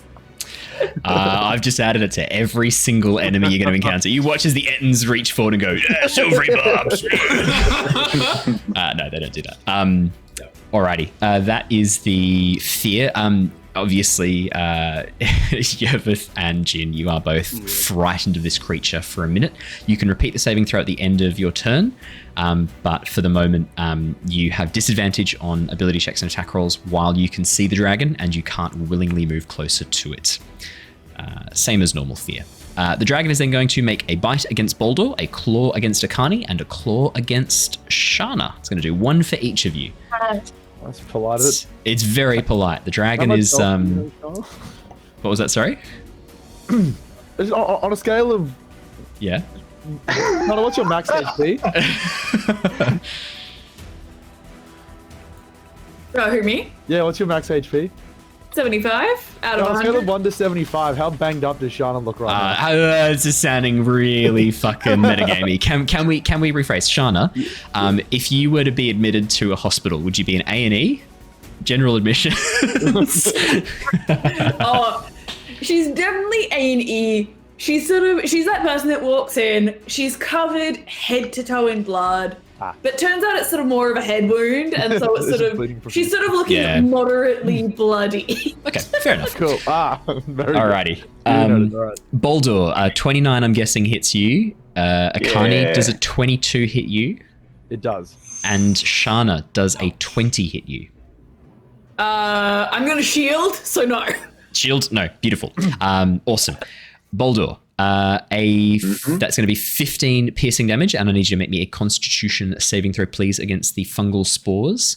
Ekarni, that is going. Boldor's completely fine. Boldor, you just this doesn't affect Goliaths. Whatever this fungus is, it cannot beat your immune system. Your immune system, all of your tiny blood cells, like white blood cells, have tiny muscles, and they're like punching it as it comes into your body, like beating the shit out of it. Yeah. His immune system's raging as well as the spores get in. His immune system's like, get the fuck out! Starts just destroying it. His cytokine T killer cells just begin eating it. What was that? Sorry, Stone's endurance. Stone endurance, just to give himself a little bit of recovery. Absolutely. And you're raging, so you're going to take half damage. So 15 is actually halved for you, down to 7. For Ekarni, you take 16 slashing damage, and again, I'm going to need you to make me that Constitution saving throw. This is your first physical attack. And Boulder, you're immune to this effect now. Oh no, Ekarni! It's also +3 to that. +3, that's just enough. You need to get 12 or above. Oh, yeah, thank God. Thank you, Aura of Protection. Aura of Protection comes into save the day. Ekarni, as this dragon, these claws swipe across and carve through your armor, piercing through your flesh. As you look down, you can see these tiny purple spores beginning to like lay down and sit on your exposed wounds. And there's this moment of you're like, oh fuck, and begin scraping these spores off just in time before they take root. Shana, you're fine. Doesn't hit you. You're completely fine. As you throw your... so you take 16 slashing. 16. Very good. The Sentinel within Boldor kicks in. Yes, it does. Shana, an old friend of mine, get walloped by a dragon. He gets even more pissed, pops a second blood vessel, and has a swing. Okay, so Shana doesn't get hit, but Ekarni does. She doesn't get hit? She doesn't, but Ekarni does. I shielded. Ekarni does get hit. If you wanted to activate that for Ekarni, you can. Yeah, perfect. Let's do that. Yeah, perfect. Oh my God. 12. Boldor, as you swing your axe down, the dragon has already moved on to swipe at Shana, and so your axe just goes through the empty air and slashes into the stone. In the middle of the air. Yep. Yeah. Typical. Nice. Okay, that's the dragon's full go. Ekarni. I get the feeling you're going to want to do a bit of a smite.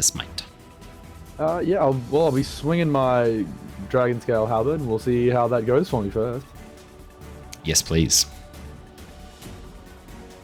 Not good. Oh, 11. Mate. Okay, hang on. How many times have you failed to hit this thing? So we have a rule at my table. Oh, hold on. He has advantage anyway because of silvery barbs. Oh, yeah, you do. Did that? I thought that didn't work. I thought we agreed that wasn't. No. I'm not changing it tonight. No. I'm not changing it. As I said a couple of times, I never change rules on the fly ever. It will be something I discuss with you guys in advance. So silvery barbs works as written tonight, and then I'll sit down and have a bit of a think. I probably won't even change it for the rest of Tyranny of Dragons, but I suspect some strange giant magic during Storm King's Thunder prevents it working. 20's gonna hit. 20 absolutely hits. Cool. Yay. Matt, you sound so excited. Oh, no, I am. Yay. How was your dinner? What'd you have? I just had cheeky little macas, but it took ages to come. And Yeah, it was dude. cold.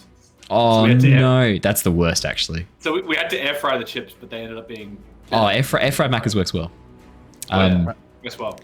Akarni, I'm stalling for you to roll some damage. I was waiting for the Macca's chat was. No. Roll the damage. I'd like to. So teeing up a 3rd level divine strike on this one. Nice. I'm ready for this. So Fuck, this is gonna be bad. 2, another one. Another one. Yep.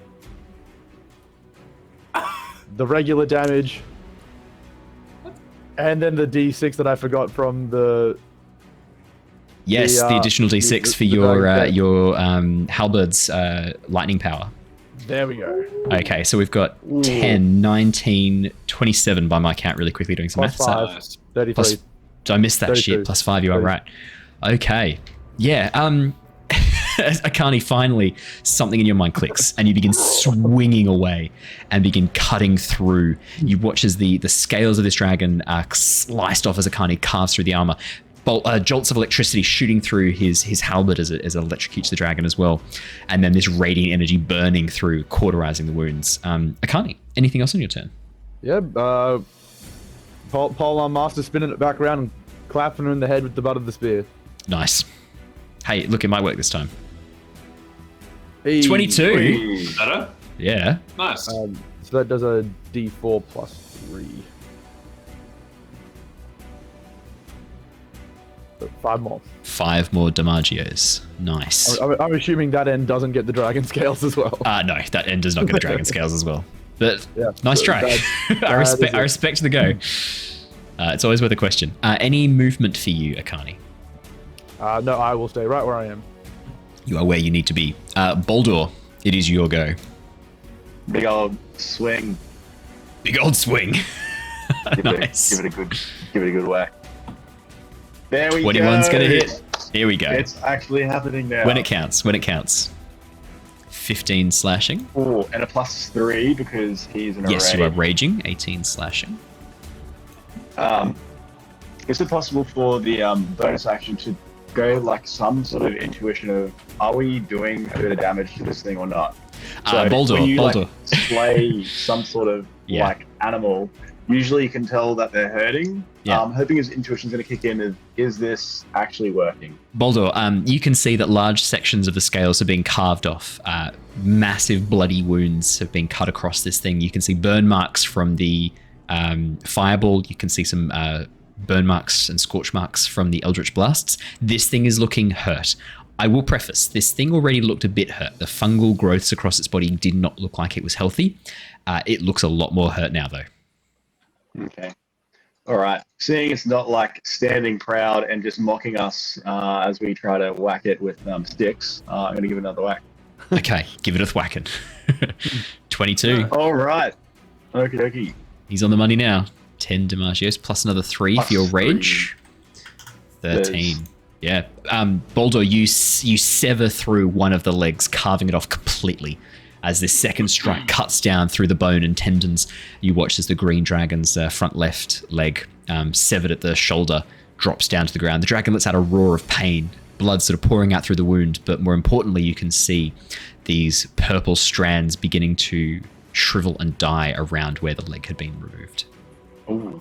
I withdraw my great axe after chopping that leg off, just bring it back, ready for another go, and I stay put. Nice. Shana. All right. She's pretty much going to do the exact same thing I did last time. So she's going to first try and hit with the longsword. Yep, she's going to give it another thwack since it seemed to work so well the first time. Absolutely. So she thwacks him with 13. That's inflict wounds. Did you want to do inflict wounds?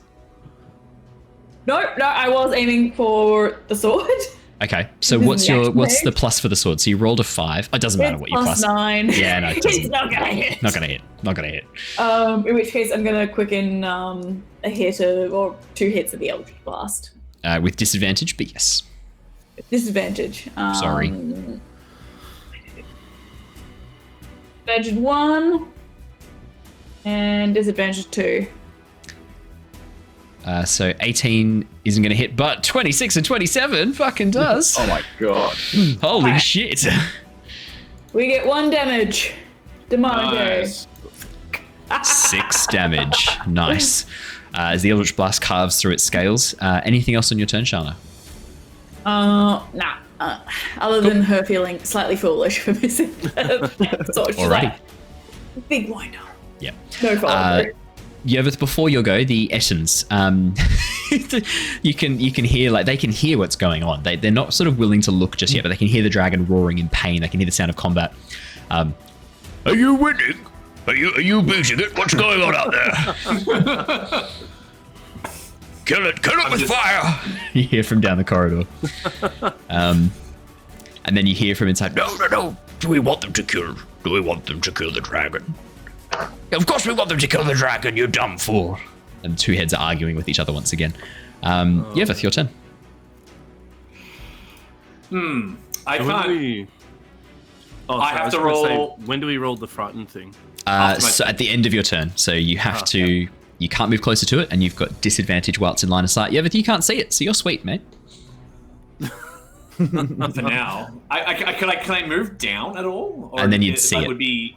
You can move down, because that's not... Oh, is that moving closer to it? No, you could move down. It's perpendicular. And... Because what I'm thinking of doing is moving into Eleanor's spot. Taking my shots. And then you can swap. Back. You can swap spots with her. That's absolutely fine. Great. There you go. Yeah. I'm still very scared. Oh, God, I bet you are. Yeah. I am going to take my shots. You have disadvantage because you are scared of this thing, just so you know. He's making a face for podcast listeners. He made a face. He made a face. He's not happy about it. Yeah, I'm not happy about it. Oh, you know maybe you should try being less of a coward, mate. Can I get Eleanor? Can I get Eleanor? Yeah. To give me the help action. Ooh, can you? I'm using it. Technically, as a bonus, yes. Technically, yes, you can. Yes, you can get Eleanor to give you the help. Help me as the help action. Yeah. So it'll just be normal shots. You can. As Eleanor stands at your legs, I'll move her forward. Then as she stands and like presses her head up against you, you feel that calmness from it. She's not scared of this thing. Your fear, you find yourself. Yeah, you feel yourself being able to override your own fear because Eleanor's not afraid and she's there for you.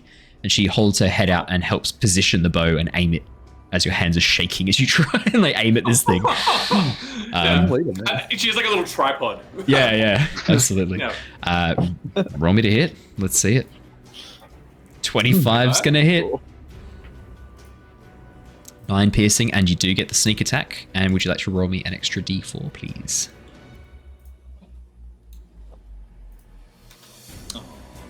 Whoa. Yep. Yep. And I'll get another shot. Oh, yeah. Oh, yep, you go. No. All good. You do the shot, and then I'll describe things. Hey, 26 is going to hit. 12 piercing. And this still technically gets the lightning. Yep, so 1 more damage. And then the D6 1d6. Yervith, how do you want to do this? Hey! As the second arrow flies through, the first arrow having punched out a section of scales, exposing where the heart of this dragon would be, where the heart scale would be, a mass of mycelium tendrils, this dark purple energy wrapping around the heart, having eroded away the flesh. You can actually see the dragon's beating heart, normally covered in flesh, but exposed. Yeah. With these dark purple tendrils wrapping around it, constricting through it. You have a clear shot and you take it, despite your fear. Yeah, how do you want to do this? I imagine Yervith is like overcome with this fear of this horrible dragon. You know, he's got this connection with dragons now. He's feeling a little bit more inclined with his draconic sort of whatever this may be for him. And yeah, he's sort of shuddering at this frightful presence. But yeah, just sort of like braces himself up against Eleanor's body and just aims for this open, exposed wound. His training sort of kicks in. Yeah, just looses these arrows into the heart, straight there. Fly forwards, yeah, absolutely. The arrow pierces through. The dragon sort of stops dead, paws at its chest briefly, trying to reach down as it lets out this sort of mewling cry, and then it begins to fall. I imagine it's almost like Yervith is almost a little bit sad doing this as well. There's a little bit of a mournful sort of like, I'm almost like putting down a wounded animal almost. Yeah, I mean, you kind of are. And Eleanor's in green dragon form at the moment, isn't she? She is, yeah. Yeah, and you've got those green dragon eyes. As the dragon sort of like peels back, falling backwards off the ledge, looking forwards, it lets out this very mournful, piercing cry as it again tries to sort of carve away at its chest, trying to feel what's going on. And then the sightless eyes. Oh yeah, no, you go. In that moment, as it's like recoiling backwards, I just sort of say to myself, like, "I'm sorry, friend," in Draconic. Eleanor sort of presses her body against your legs to sort of stabilize you a little bit. Nice. You watch as the dragon's wings flap uselessly as it's trying to get itself airborne. Then it crumbles underneath as its wings fold back. The dragon falls with a large, loud thud onto the ground below, its head lolling backwards into the lakeside as the head falls back at a very rough angle. For the moment, I will take you out of initiative. So you see the dragon lying dead on the ground before you. Dark purple strands of mycelium beginning to turn grey as the source of its life begins to die, same as the spiders. And luckily, all of you avoided infection, which I have to say, pretty bloody impressed by. That was very impressive. You guys watch as the dragon falls backwards. Is its head still on the ledge? No, the head is like off onto the ground. So I should say it's sort of back this way, and I'll rotate it around to. Can you just let me rotate you? No. The head sort of lolled back and fallen partially into the lake behind the water behind it. I head over to the front, kneel down, give him you rest now, Prince. Your time is done. Ekarni, you can see that most of these purple threads and tendrils are dying, but embedded into the forehead of the dragon, hidden beneath the scales and hidden beneath this corruption, there's actually something there. It looks like a shard or a splinter of wood, but these dark purple veins running through it. And they, wherever the veins, these sort of mycelial tendrils touch the dragon, they are now dying and turning to dust. But this shard of wood doesn't seem to be moving or shifting. It seems to be staying in position. Is that where the tendrils were originating from? As you have a bit of a look, to your eyes, yeah, very easily could be. I run down that conveniently created ramp and go have a closer look at this. Ekarni, careful. We don't know what it could cause. We must approach it carefully. Can I got my detect evil and whatnot. Detect evil and good? Yeah, that one. Yes. Detect evil and whatnot. I believe that lets you detect phase fiends, celestials, and undead within 60 feet. Senses, yeah. I believe. My memory serves me correctly. Or is it 120 feet? You can 60 feet. 60 feet. Phase fiends, celestials, undead. Yeah, so Ekarni, you sort of stop, close your eyes, kneel down on the ground in front of the dragon, say your quick prayer to it, and then focus your energy. It's this pulse of sensory awareness moves out from you and then comes back. You don't sense any fays, fiends, celestials. You do actually. Oh, yeah, technically you would actually. Shenron is not a fae. He's a fae. He's a fae. Yeah, that's a good point actually. Jin is a fae. That's a good. Thank you, Jared. That's a really good point. I thought I'd let you know that. That's fun. More than that, actually. The chosen one is a fae. No. Yeah, I store that away in my head. Do I get anything from the mask? Mask, the shard of wood, the splinter of wood. It's roughly about the size of a ruler's length, so about 30 centimeters long, about 15-20 centimeters wide. It looks like a splinter, almost like a large section of wood that's been infected with its fungal growth. You get a sense, not that it is itself an undead, but there is some element of magic here. Yeah. Possibly, yeah. Some element of magic here, either natural or unnatural. You're not sure, but something about this. It's not undead, but there's something about this that feels not off. Undead. Yeah, I would say that the sense you get from it is a sense of death, a sense of undeath in a way. Yeah. Well, it's definitely bad, guys. I don't know if we should remove it or not, but I feel we owe it to this noble beast to try. I can assist you if need be. Yes, please do. Also, Yervith, I think the honored one might be an imposter. I just give a big smile and go, I believe he is as well. But he is a friend, all the same. Are we sure? I think he might have killed that other guy who was with us earlier. I don't think he just walked down that hall. I wouldn't worry too much. I believe our honored one here is a friend all the same. Trust me. All right. I give him a bit of week.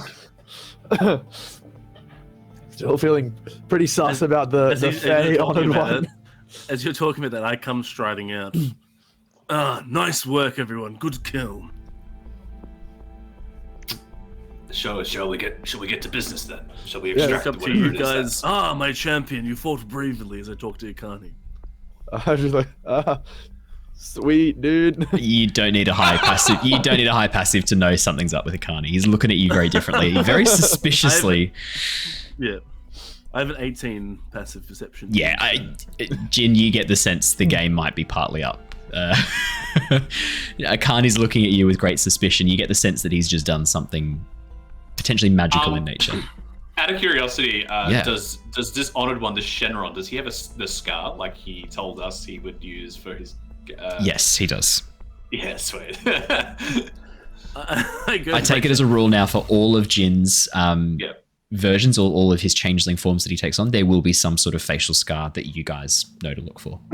I think you said it was a scar on the left-hand side. I think you said somewhere, just anywhere. It's going to be very consistent on the left, like the same sort of scar, because if it's all over, then they might get confused. Yeah, I think from what you said to me before, I think your plan was to do some sort of facial scar on the left-hand side of the face and always visible on the face, I think was what you said.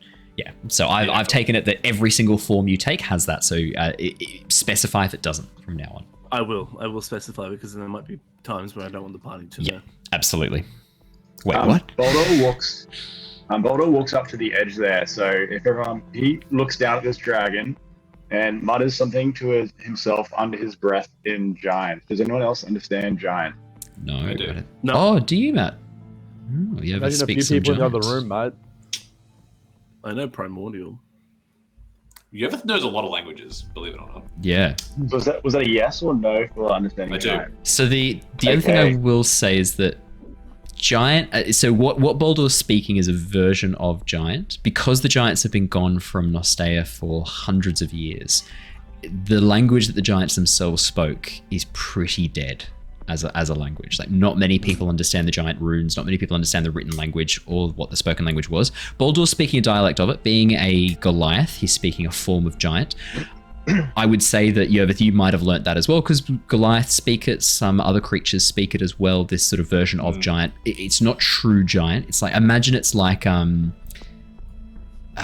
like Pidgin English is like the It's like that, but giant. So it's a really haphazard makeshift language that combines a bit of giant with a bit of common, and it's a bit of a makeshift language, not true giant.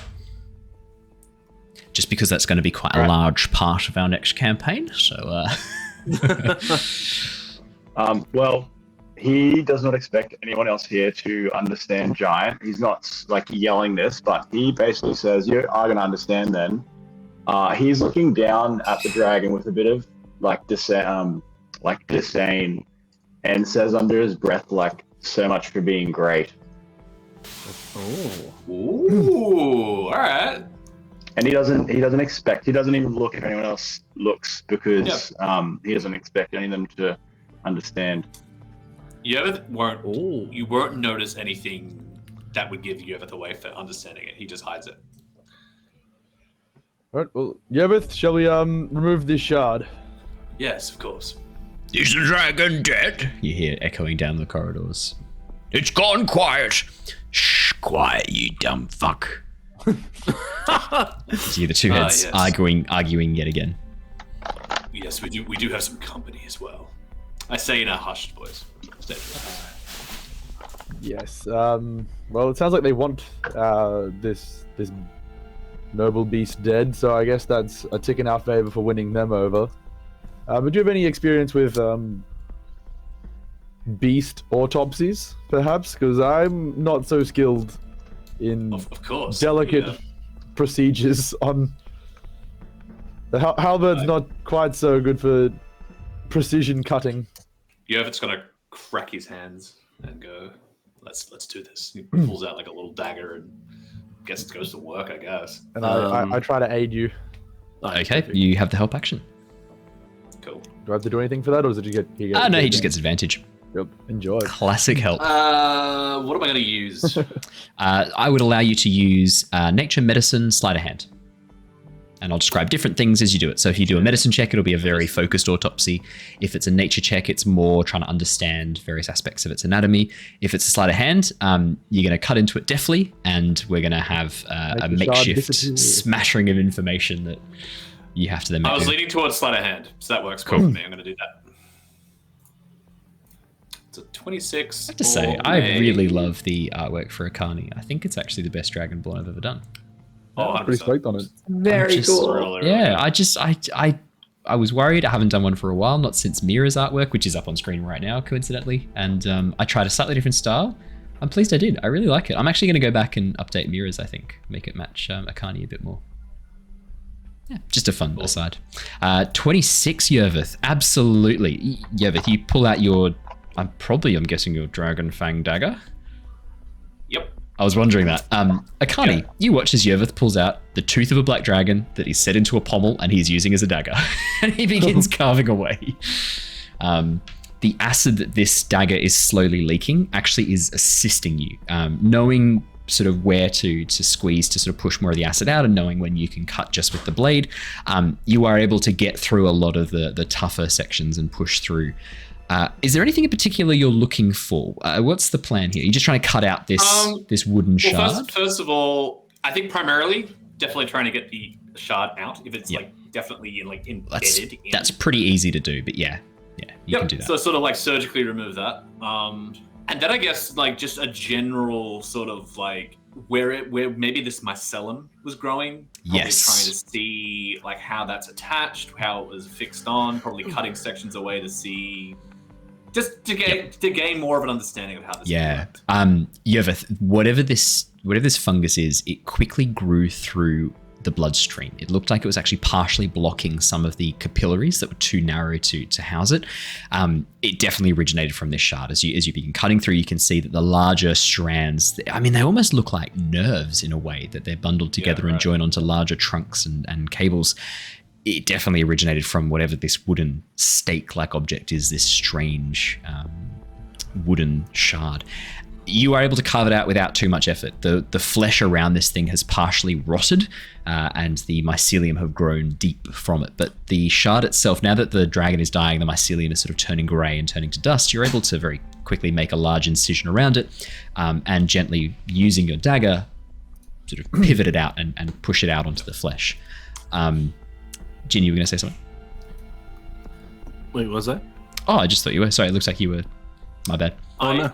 My bad. I was no, going to sorry. ask, does the wooden shard look natural in its like origin, or is it more of a man-made shard of wood? Based on what I can Yeah. Can you make me a Arcana or Nature check, please? Your choice. see. Nature for sure. I'd say Shana's kind of been leaning towards this question anyway, I can see, so you can have the help action from Shana if that suits you, Shana, if that's what you're thinking of doing. Yeah, cool. Yeah, absolutely. Yeah, I thought you might be. 22, Yervith. This looks like a section of rotted tree trunk. It has not been carved in the traditional sense, but you do get the sense that magic was involved in this thing's creation. To your eyes, looking at it, it looks natural. It looks like a shard of wood with a fungus growing through it. The giveaway here is that the wood itself should be rotted by the fungus or should have been damaged. And you know that there's no way that wood was pushed through the dragon scales. The wood is untouched, unmarred, unchipped. Oh, wow. It is fully intact. And where these veins of purple are growing through it, you can see the wood is actually undamaged from the sections of purple mycelium. It almost looks like you know how sometimes you get those really cool like arts and crafts videos that pop up on Facebook and they do the combination of wood and epoxy resin. You get those like veins of epoxy through wood. It's the best analogy I can think of in terms of a very visual image in your mind. Yeah, it's almost like epoxy growing, or epoxy's being poured through a piece of slightly rotted wood and has filled all those gaps and sealed them. But something about its shape, it looks too perfect. Natural things tend to not be symmetrical. This thing is perfectly symmetrical. Even though it looks like a splinter, it's a perfectly round splinter. Almost like a steak. This thing was definitely some outside influence on this thing. Well, now we have it. I relay that all to everyone. And speaking of having things, where did you get that dragon tooth dagger? It's a bit of a long story, actually. Back in the jungle, I took it from the leader of the Yuan-Ti there. Interesting. It's cool. I don't quite know what to do with it. It's something about it it's useful. Don't get me wrong, but I have to be a bit mindful of where I use it and what I do with it. Yeah, I imagine others around the city might not look on such a weapon quite so favorably. Tended to be taken by force rather than gifts like scales may be given.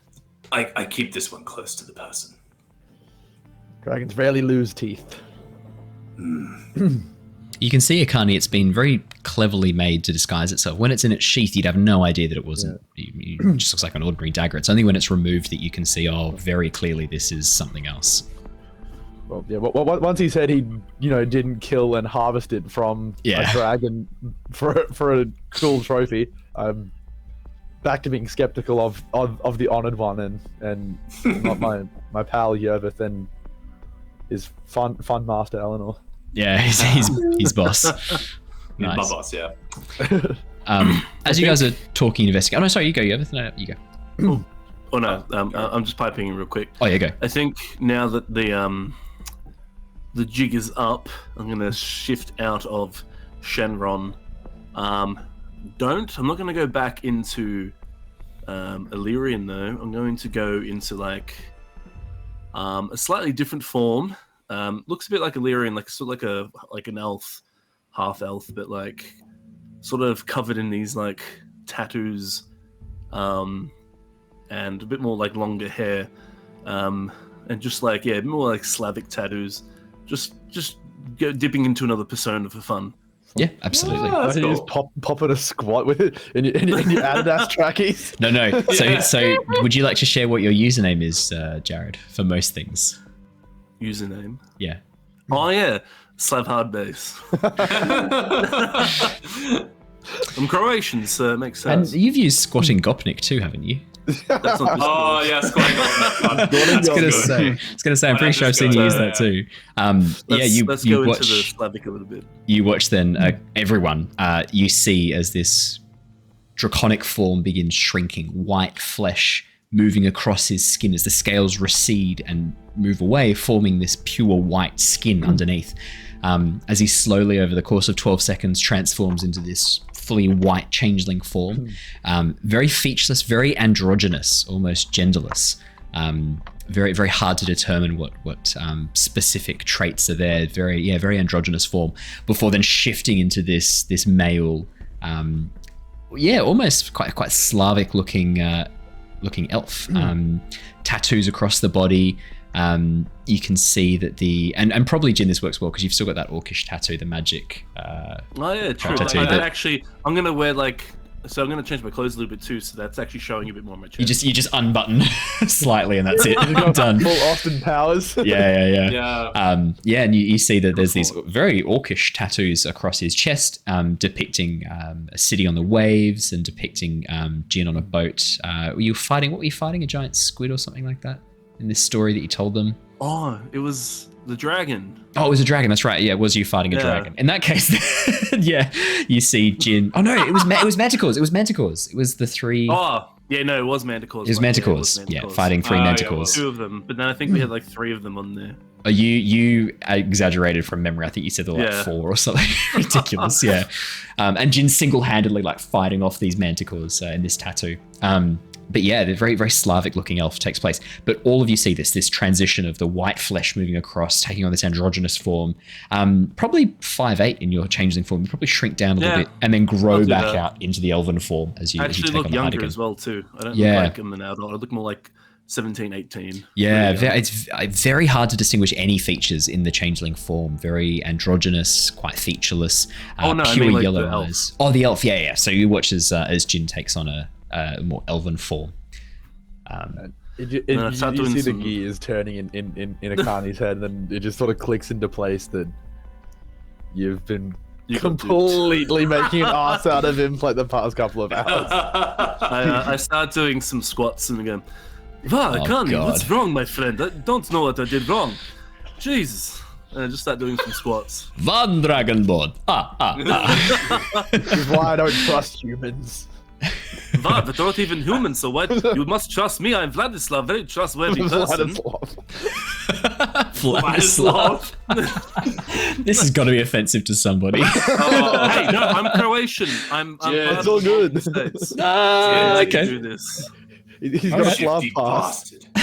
He's got a Slav pass. I do. Oh my god. Jesus Christ. As you guys are talking and doing this, you watch as one of the Edens, not knowing what's going on, pokes its two heads out from around the corner and looks down at the destroyed smoke corpse of the dragon. I'll turn around and just wave at him. The head on my friend, lovely to meet you. The head on the right goes, "Oh no, they killed it." The head on the left goes, "Yeah, they killed it." And then the two heads sort of turn towards you guys. Who are you? What are you doing down here? You killed the dragon. Heroes! As the heads sort of seem to disagree on this. Oh, yeah. Praise us, we are your new overlords. The arm on the right-hand side lifts up this massive club. Gonna smite you lot. The head on the left goes, no. Grabs the hand and pushes it down slowly. No. Fucking hell, no. They killed the dragon. We don't have to worry about the dragon anymore. Oh, but we need the dragon. He chased food to us. No. Holds the hand down against the side. No. Well done, brave adventurers. Wait, you're not Dragonborn. You are. What are you lot? What are you doing here? Well, I was Dragonborn only 5 minutes ago. The head on the right goes, what? They're making stuff up. Before that, I was half-elf, and then I have many forms. I change. Jin. I think just look. He gets too much into the acting sometimes, and he takes on the persona's flaws. This creature has an intelligence of 6. He watches the heads turn and look at each other, and then look back and go, "Can I eat him now?" No, we can't eat. Fucking hell, no. Stop that. Thank you for killing that thing. Something was wrong with it. It was rabid. It was crazy. Yeah, how long has it been like that for? Oh, been like that for as long as we've been here. How long have you been here? Hard to remember. We've been down here a couple of years at least. Once we made our way through the Underdark. Well, that was rough. I ate the spider. Yeah, yeah. Yeah, it was not a lot of fresh meat down in the Underdark. You gotta do what you gotta do. All right, it was crunchy. Yeah, great. How did the thanks. spider states? These ones look very, very sort of, infected and such, and not to make you feel so sick in the stomach. Oh, one of our friends tried to eat them. Yeah, he didn't make it. Did something weird to him. He went all mad and hit me with a club. Yeah, he did do that. Yeah. Oh, that's such a shame. Yeah, we had to kill him. We didn't eat him though. We figured doesn't sound very uncommon with your type. What do you mean? What are you saying? He's saying he thinks we're tough as nails, mate. Yes, that one. What he said. We're tough as really hammer. believe that. Nails is shit. You look it. You look like fine fellows. They'll get hit by hammer. We hammer. Yeah, mate. Yeah. We're hammer. Yeah. Hear that, Boulder? They hammer. They're right up your alley. I have Ah, a Boulder, very are these large long- hammer. Well, Are these nice. long I was lost gonna brothers say, of yours, Boulder? compared to these guys, Boulder's a fucking intellectual. Yeah, I'm a bit. Honestly, he picks that. It's like, Yeah. really? You're putting me on their level? If we're talking about like on an IQ scale, Boulder's like 40-50% above them in like the tiers as it goes up. Yeah, not great. I would say I'm a bit sharper than those two. But if you put them together, Yeah, they're literally the sum is not great. Technically intelligence of 12, two of them working together. Technically. No, that's not how it works. Wow, they're actually more smarter than Boulder. He's only 8. Nah, Yeah, they're intelligence of 6. They are 6. Both of them are 6. Well, no, you get the sense their average is 6. So you think one of them might be an intelligence of 3, and the other one's got all the rest. It averages out to 6. Maybe a 9 and a 5, and then it averages out to about 6. One of them smarter than me. Oh no. Sorry, mate. As you guys are talking, smarter than me. Another Etten pushes through, shoves this one forwards bodily, and turns around the corner and goes, "What are you lot doing down here?" And this is the one wearing the tiara. You can see that the head on the left has now gotten the tiara on. It's actually split it partly in half and has attached it around the side. You can see this tiara that it's wearing is beautiful. It looks to be some sort of silvery metal. Well, I should say was some sort of silvery metal. It has been crushed and broken. There was once some gems embedded in it. It looked to be very well made, but now it has been crushed and split open. The head on the left goes, "Makes me smarter. I'm the boss. Makes me smart." Points at the tiara. The one who's now wearing the bone crown takes the bone crown off sadly and holds it and goes, "Yeah, sad now, isn't it? Not smart anymore. I want the shiny ring back." Are they the ones with the Can same Shana body? pipe up? What was that, Shana? Yeah, you can go. Of course you can. Can I pipe up? And sort of seeing the broken crown. Yeah. And then realizing that I have spoken too soon and that I have prestidigitation not mending right now. Shana's like, excuse me. Oh, wait. Never mind. Never mind.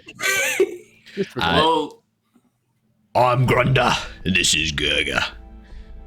They point to each other, the ones wearing the belt and the helm. The other Etten goes to speak up, and then it punched the Etten, Grunda and Gerda, punches him in the face. You don't get to speak. Yeah, sort of like puts his head down, cowers away behind the one who hasn't had a chance to speak. Get out that little Equalist manifest of you don't have to listen to him. There are other forms of government rather than this tyrannical monarchy you have. So you hold out these reefs of paper. Yeah. Grunda Gurga, the one with the belt, the giant belt and the tiara, sort of looks and goes, What's that you got there? Is it to wipe your bottom? It's the future, Grunda. This is the future. Grunda sort of looks, scratches his head. What? How that? But the future's And then the other head, Gurga, steps in and goes, the future's a metaphysical concept of time passing in our passageway through it. That's not future, that's paper. Looks down and then sort of like blinks and looks, and you see the crown sort of flashing a little bit as it sort of like tilts its head and looks and goes, oh, that was odd.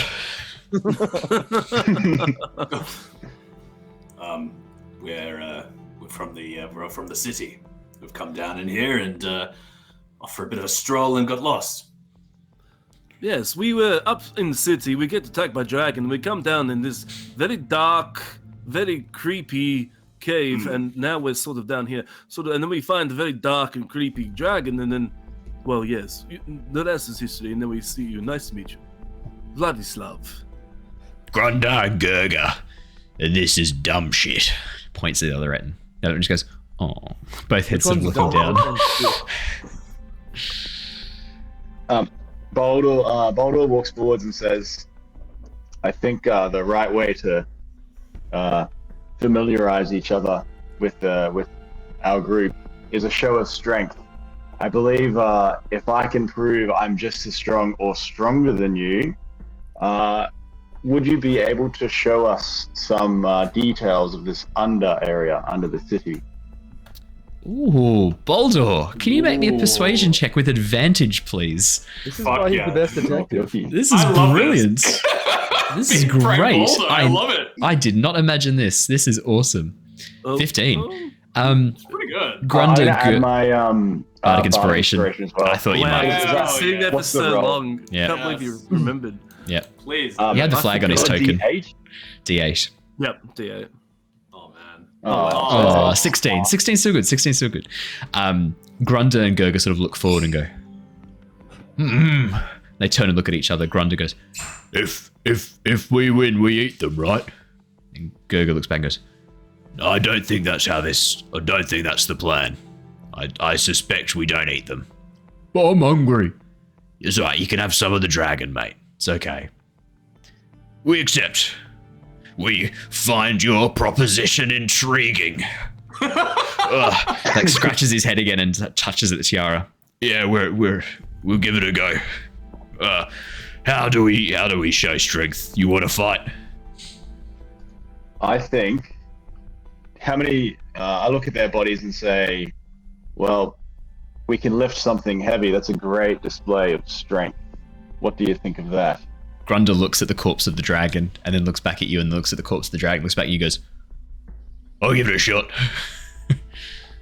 All right. Well, Boldor is excited to see this because he's got a bit of he's sort of built exactly for this purpose. The racial traits of a powerful build means he counts as like one size larger when determining carrying capacity. Yep. When you can like push dragon lift. Dude. yep. And he also has aspect of the beast for bear, so carrying capacity is doubled, and you have advantage on strength checks made to push, pull, lift, and break objects. So this is his fucking muscles are just ace like play. twitching, waiting to go.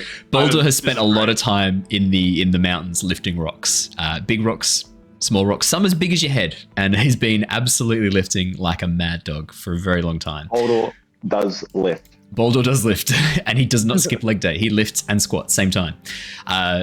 Good technique. Grunda and Gurga, walks up towards the dragon and then makes his strength check. He's happy to go first. He walks up and goes, yeah, I've got this. Let's go. Walks up. Thank you. I didn't know if I was going to be able to do that, so that worked out well.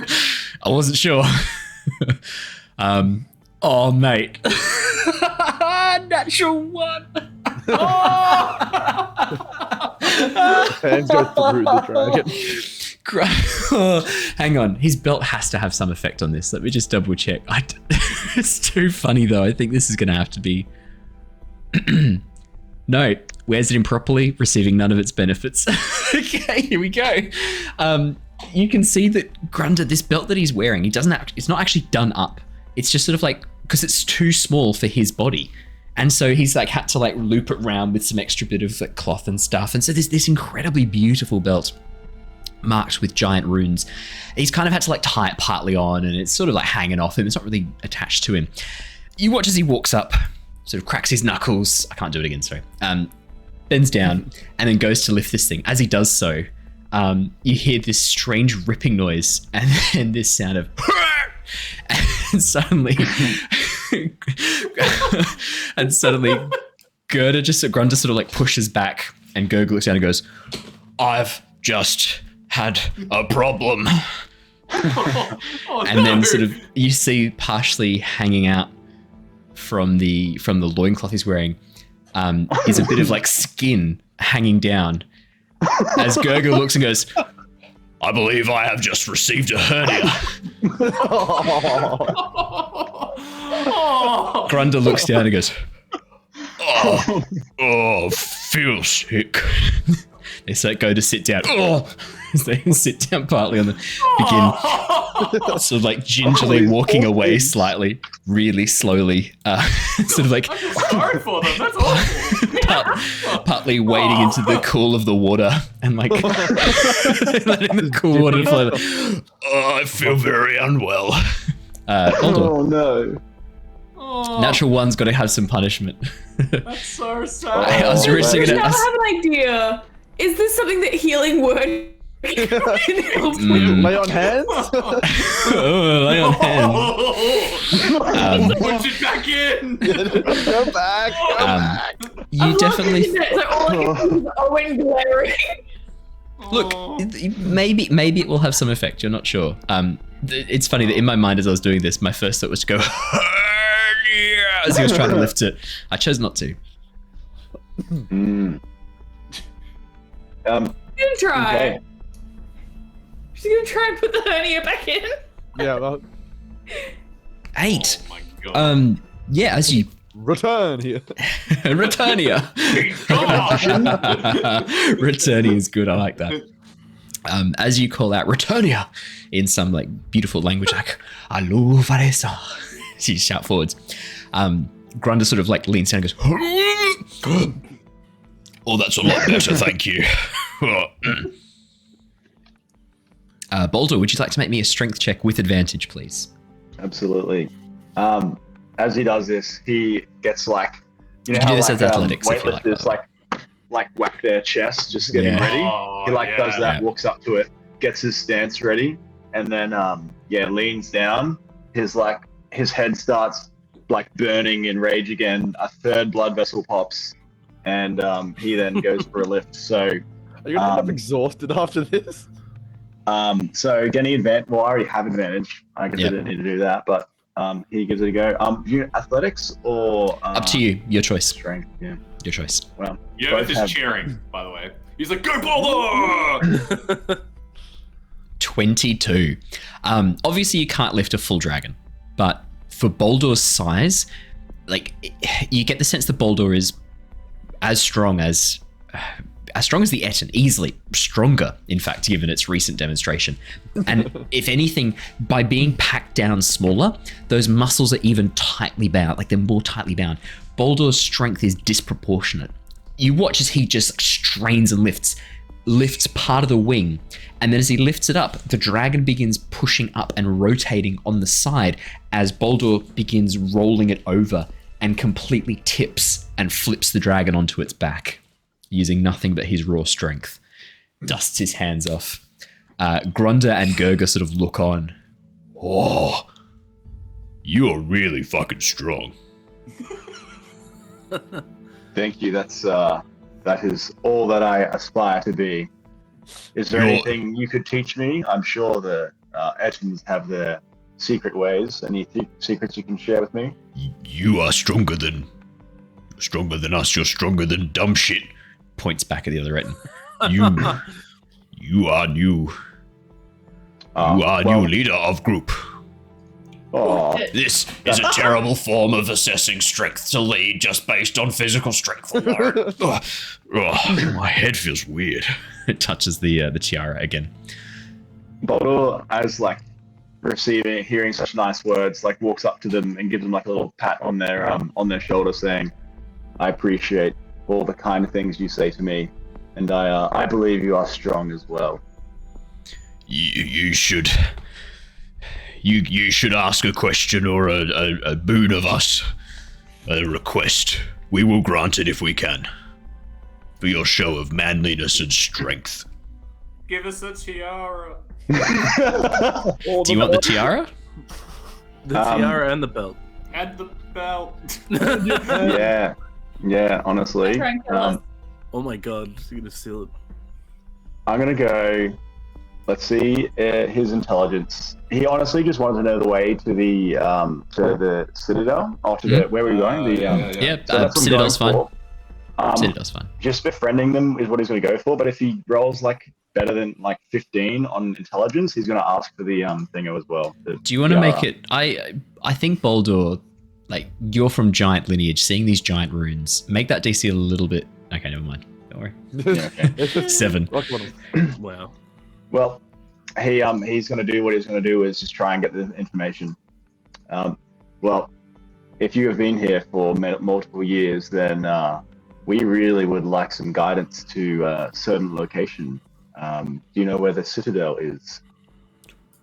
What's a Citadel? And then Gurga sort of like starts rocking back again. Citadel, a large palace-like building designed for security and... Ow, my head. What is... Something's wrong with this crowd. It's your turn, Gerda. Puts it on... Sorry, Grunda. He takes the tiara off, puts it on Grunda, and then like rubs his head as if like get a bit of a headache. Tries to like hit some feeling back into it.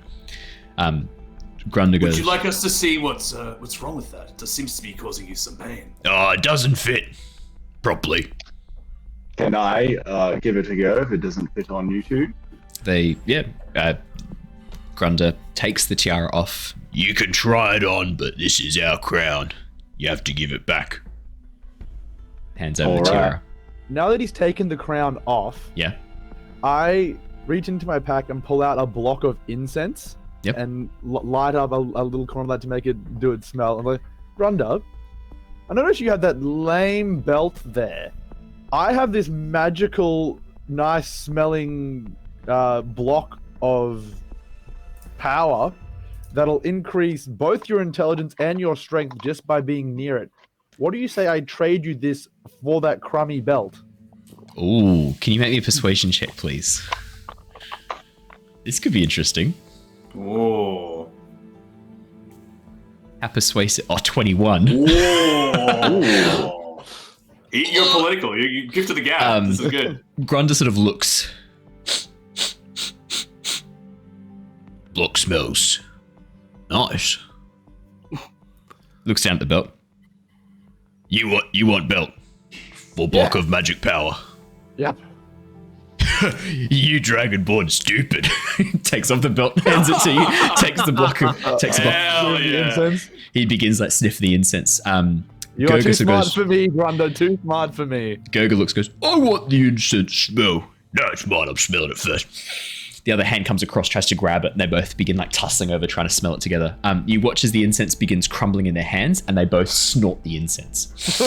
Just rack up the incense. There's this moment of like pause. They both sort of stop and look at each other and go, "Uh-oh."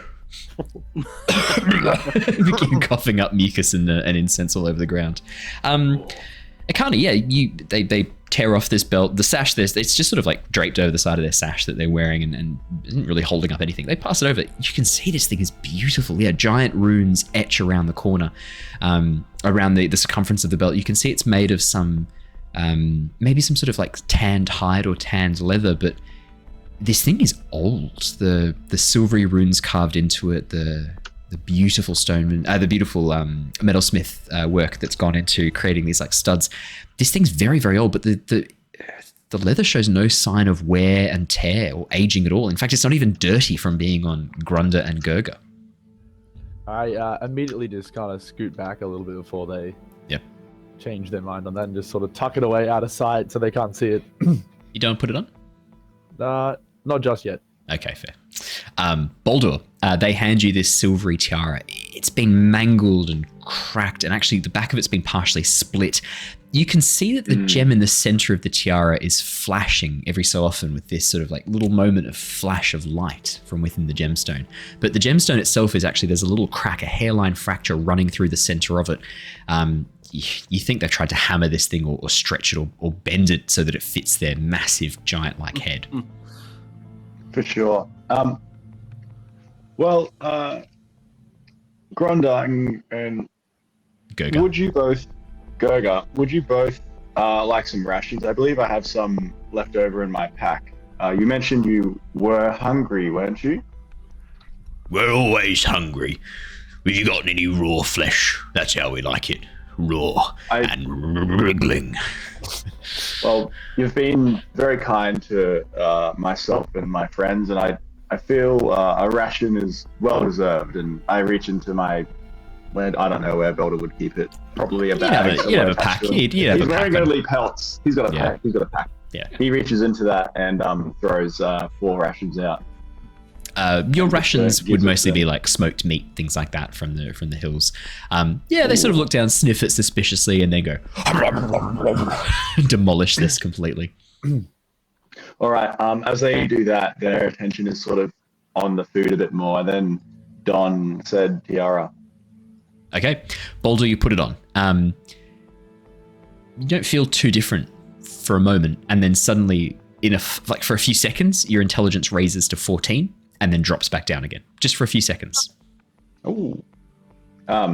So I'm gonna, as I put it on, I'm just gonna like spin it and see if that makes it like activate more often. Like tuning a TV signal. Yeah, like an analog. You're sort of rotating it, Boldor. You're rotating it. Suddenly, like, this magic item has been severely damaged and may not function. What? Yeah, it's really weird. Bowen. Owen. Owen, sorry. Owen. I have a workmate who's Bowen. Sorry. I have a workmate who's named Bowen, so I get confused. I call him Owen sometimes. Fair. Okay, so Owen, in my pack, yes. I have a bag of holding with many disguise kits. Do I actually have something that looks like that tiara, or I could at least make it look like that tiara? Ooh. So we can do a bit of a swappy swap. Yeah, that is a trickier one. What do you have in your pack? Talk me through what you've got, and let's see what you can do. Right, let's go with him. Because when I left the Harpers and the College of the Bards, I took basically all my costumes. Yep. So at this point, it's more probably your ruling to what costumes I would actually have. Would you have a silvery tiara? Let's roll a D100. Let's roll a D100. Let's let the dice gods decide. Can you roll me a D100? I'm going to give it a 20% chance that you have something even slightly at 20%. 84. Oh, that's above. Yeah. I'm going to give a 20% chance you have even something slightly resembling a tiara. This is Jin we're talking about. Yeah. So as you pull out this sort of item, Jin, you can see that you've got it's got a passing resemblance. Yours is made of gold, not silver, but it's got a passing resemblance. It's pretty good. Can I use my forgery kit to, while they're preoccupied, make it look a lot more similar to the one that Boldor is currently holding? Spray paint it. Jin, as you look, you're like, oh fuck, mine's made of gold. But it's not actually real gold, and you begin with your knife scraping off the gold paint because it's just gold leaf. Perfect. While that's happening, Boldor, you sort of try this on. Dumb shit, because you don't know his name. It's the only way he's been introduced to you. Seeing Grunda and Gurga otherwise engaged, and you're wearing the tiara, runs forward and grabs your head, trying to get the tiara off it. Could you please make me a dexterity, or I'd say this is a dexterity saving throw or a strength saving throw, your choice, to try and determine what you do. Yeah, okay, for sure. I'm assuming you pick strength, yeah. Yeah, the rage fit would have come and gone, right? We've been talking for enough. Yeah, it's been more than 6 seconons. 26. Oh wow, fantastic! And just so that I know, are you trying to keep the tiara or just trying to get out of this? Because from your perspective, suddenly he runs up and grabs your head. I'm gonna hold. I'm trying to keep the tiara. If he's grabbed the head, it's like I've suddenly learned this thing is pretty damn important. I didn't clue onto it being smart before when asking for the boon, but now that I put it on, it's like, oh, okay, my intelligence. Yeah, as I got smarter, I realized maybe this is good. Yeah. You, as he sort of grabs your head, you like pry his fingers off, push him back. Do you say anything as you push him back, or just yell at him? And yell out, what is this hospitality? And I stand intimidatingly. Oh, nice. Make me an intimidation check. As you do so, Grunda and Gurga sort of turn around and go, betrayal. Unbelievable. Oh, no. From our own. Grunda looks down at the tiara. Best if you give us that back now. That's How's our tiara looking? You're making progress. turn around. It's only been like 12 seconds. Okay, just check. I turn around at this point and see if there's any sort of other thing going on. So I turn around. Is there anything else going on? Can I see that Jin? No, they've deliberately gone and hidden behind a corner. Yeah, We themselves. can't do that in plain sight. Yeah. A distraction. Okay, I turn around and I say, honestly, I'd rather keep this. Boldor, I'm you're... gonna say, Oh, yeah, there you go. I was going to say, I thought you said that to him. Get that back. Honestly, I'd rather keep it. That would explain his intimidation of 6. Because I don't think I haven't noticed that. Yervith's gonna yell out just as Boldor says that. He's like, "We've got something better for you." oh, we have something better. Dumb shit is not intimidated by your your move. Charges towards you again, roaring, trying to get the tiara. Grunda and Gurga immediately go for it as well. Boldor. Can I immediately just slip the belt on? Of course you can. Ooh. Of course you can. Seeing them get all angry, I'm putting the belt on. Okay. Let's do the belt first. Alrighty. Here we go. Okay. Ekarni. As you slip on the belt, you feel this sudden sort of shiver run through your scales and body. You feel strong. Very strong. Your strength score is increased to 21. Ooh. So your strength is now set to 21 as you put on this belt. As you look down at your hands and your claws, you see these giant runes rising off the belt, spinning around you as it has been put on correctly before sort of attaching back onto the belt again in a different order. You feel strong. You feel powerful. And also a little bit hungry. All right, duly noted. Then I Is it cursed? scoot over to help our friend Boldor. I'll take a curse. Ekarni, you rush over. What do you mean? Ekarni and Boldor, could you both make me either strength... for Ekarni, it's going to be strength no matter what you do. Boldor, strength or dex to try and get out as both Dumb Shit and Grunda Gurga try and rip this off your head, Boldor. Yeah. I'm gonna I haven't go. updated my strength yet, so just add, like 3 to that? What's your strength normally? Oh, I mean, it's plus a crit, 3. so Yeah. another +3. No, but what's your strength set to? Is it like 18 or something? I'm usually 16. Yes, it's another 3 on top of that. No, is it? Because it's 1 for every I think 2. actually still might be 5. 18, Yeah, 20. plus 2 on that, yeah. Yeah, plus 2. Hey, look, still amazing. Natural 20 for a total of 25. And Boldor? I'm guessing you're so taking strength as well. Is this a strength? Strength check? save. Yeah, strength check or save. Yeah. Okay. He's gonna get pissed. Yep. He Okay, he gets angry too. Fourth rage. Okay. He's raged a lot in the last like 10 minutes. Spiders, dragon, lifting the dragon, and this. He is hot. He's steaming. He's gonna go.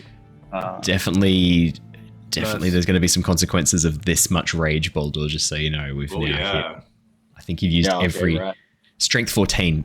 Okay, so here's what happens. Ekarni, as 25. you pull... 25. Oh, 25. What was the 14? Oh, 14 disadvantage. Sorry, I saw the 14. I was like, oh, mate, that sucks. 25.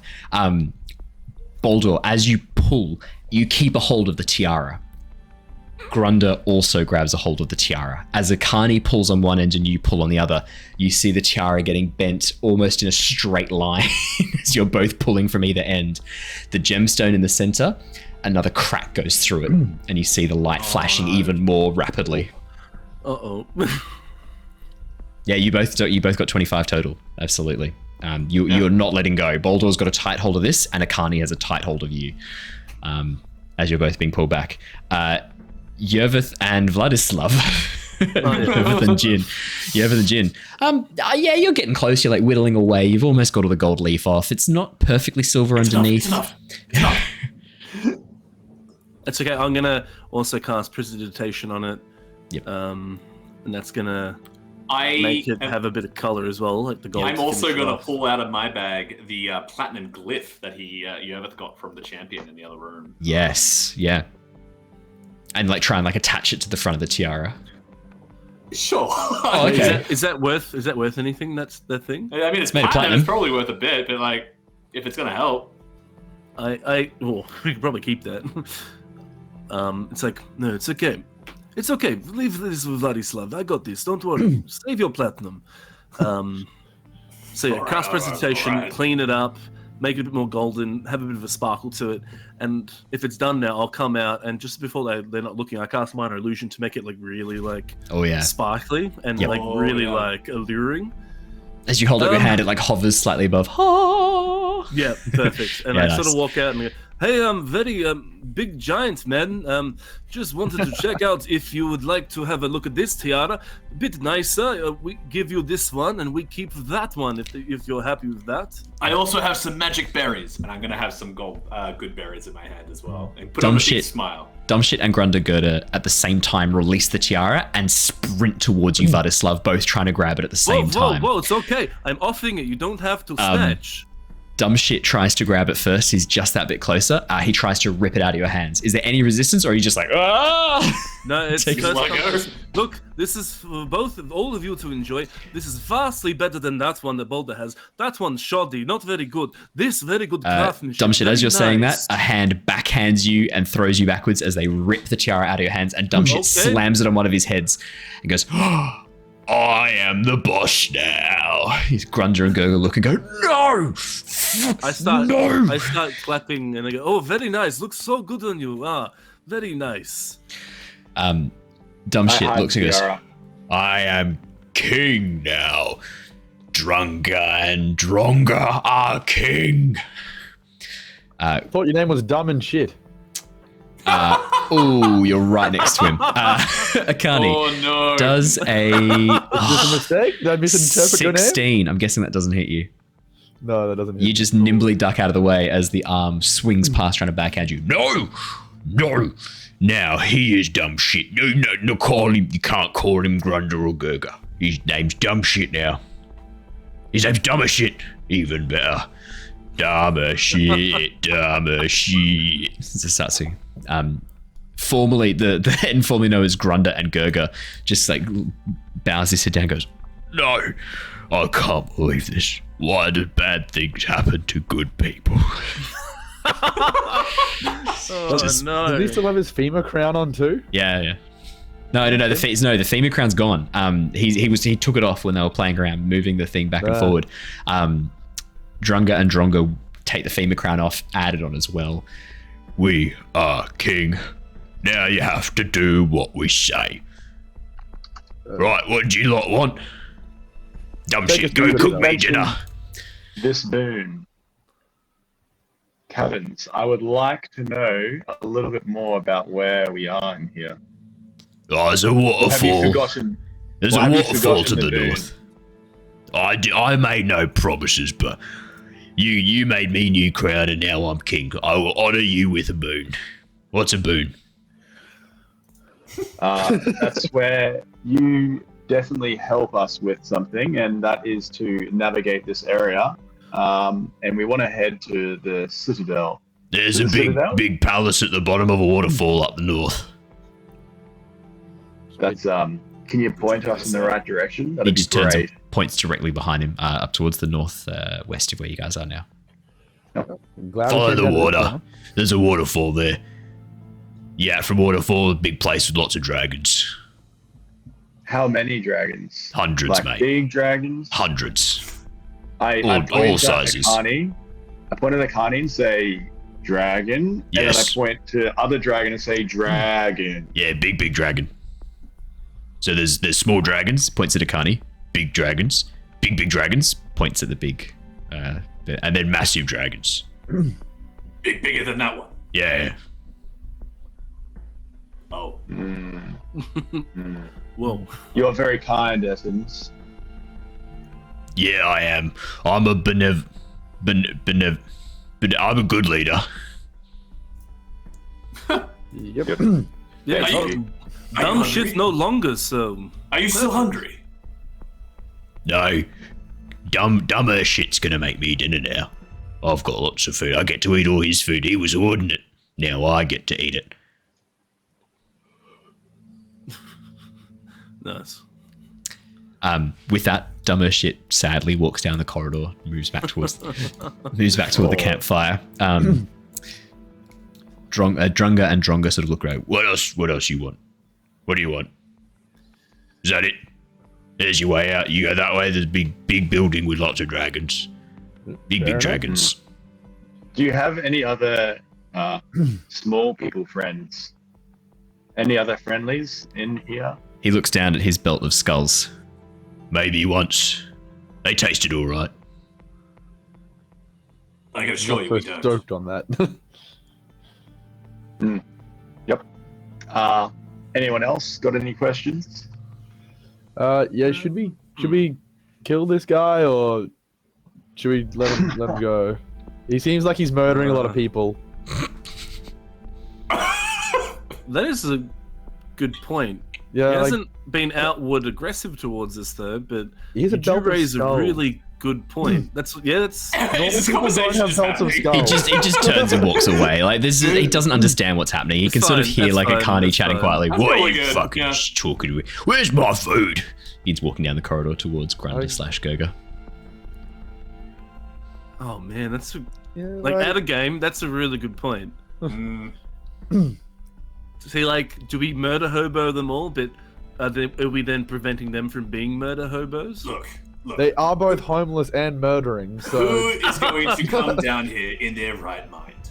I mean, we did, but that doesn't he count. had a belt but I'm of just- skulls, man. Exactly. So it must mean that some people do definitely come down here. Look, belt of skulls. What else can Maybe- you really? I mean, maybe negotiations with them went. They didn't think things through. What, you think they traded their skulls? No, that's not Actually, possible. Ekarni, just for your benefit, they're mostly humanoid skulls. There's only one Dragonborn skull there. They're mostly humans and elves. Oh, I'd still rather they weren't being eaten. I mean, maybe those ones tried to attack them, and it was self-defense. Well, all right. Well, I guess we'll give them the benefit of the doubt this time. They weren't hostile to us, and does look, to be anyone honest, I'm too else- hungry right now to care. But we also did take care of their little dragon problem as well, so there is that to consider. I mean, I believe that was probably more of a threat. They might now be more, confident now to go out and kill more people and such. Yes, Ekarni, I believe you should leave your manuscript there. Perhaps one of them might want to have it perused through. They could establish an equalitarian government here. I think I might hang on to the manuscript for a little bit long. They didn't seem very receptive to the equalist ideals. They're still with their whole monarchy thing going on there. Yeah. And while there was some crude voting system with the crown, I don't think they're quite ready for equal representation. Have a bit of a think. We don't have to make a decision tonight because we are going to wrap up things there. So you can take some time and decide whether or not you want to cut their threads. I don't think we should kill them, but we can dupe them pretty well. Maybe we can pretend to give them another magical item that will make them not be hostile. I think Yeah, I don't know. Have a think. Yeah. Because you raised a really good point there. We shouldn't just leave them to just keep killing people. Something to think about. But we'll have to leave it there. That's well over time. We're going to wrap it up there. So thank you so much, everybody. Thank you for the lovely raiders who came in from the. Oh, I keep blanking on the name. It's what I really love their stream. It is the Metonia stream. They're really, really cool. I definitely recommend. Happy to give them a free shout out. They're really cool. They do a D&D stream as well in a homebrew world. It's really cool. That's a lot. That's a lot. That's it from us. So thank you so much, everybody. We will see you all again next time. Now, next Wednesday and the Wednesday after, we may not be doing the D&D stream on the Wednesday. I have 2 conferences back to back I have to be at Wednesday to Saturday and Sunday both times. So I'm figuring out an alternative day. I'm going to find out a day that we can do it. We'll hopefully be able to do it on a different day. I'll keep you guys posted, and I will figure out with these guys what day we can do it on so that we don't miss out the stream 2 weeks in a row, because I'd be really sad about that. But that's it from me. Stay safe, stay well. We will see you all again next time. But until then, good night, everybody. Farewell, goodbye. Bye-bye. Bye. Bye.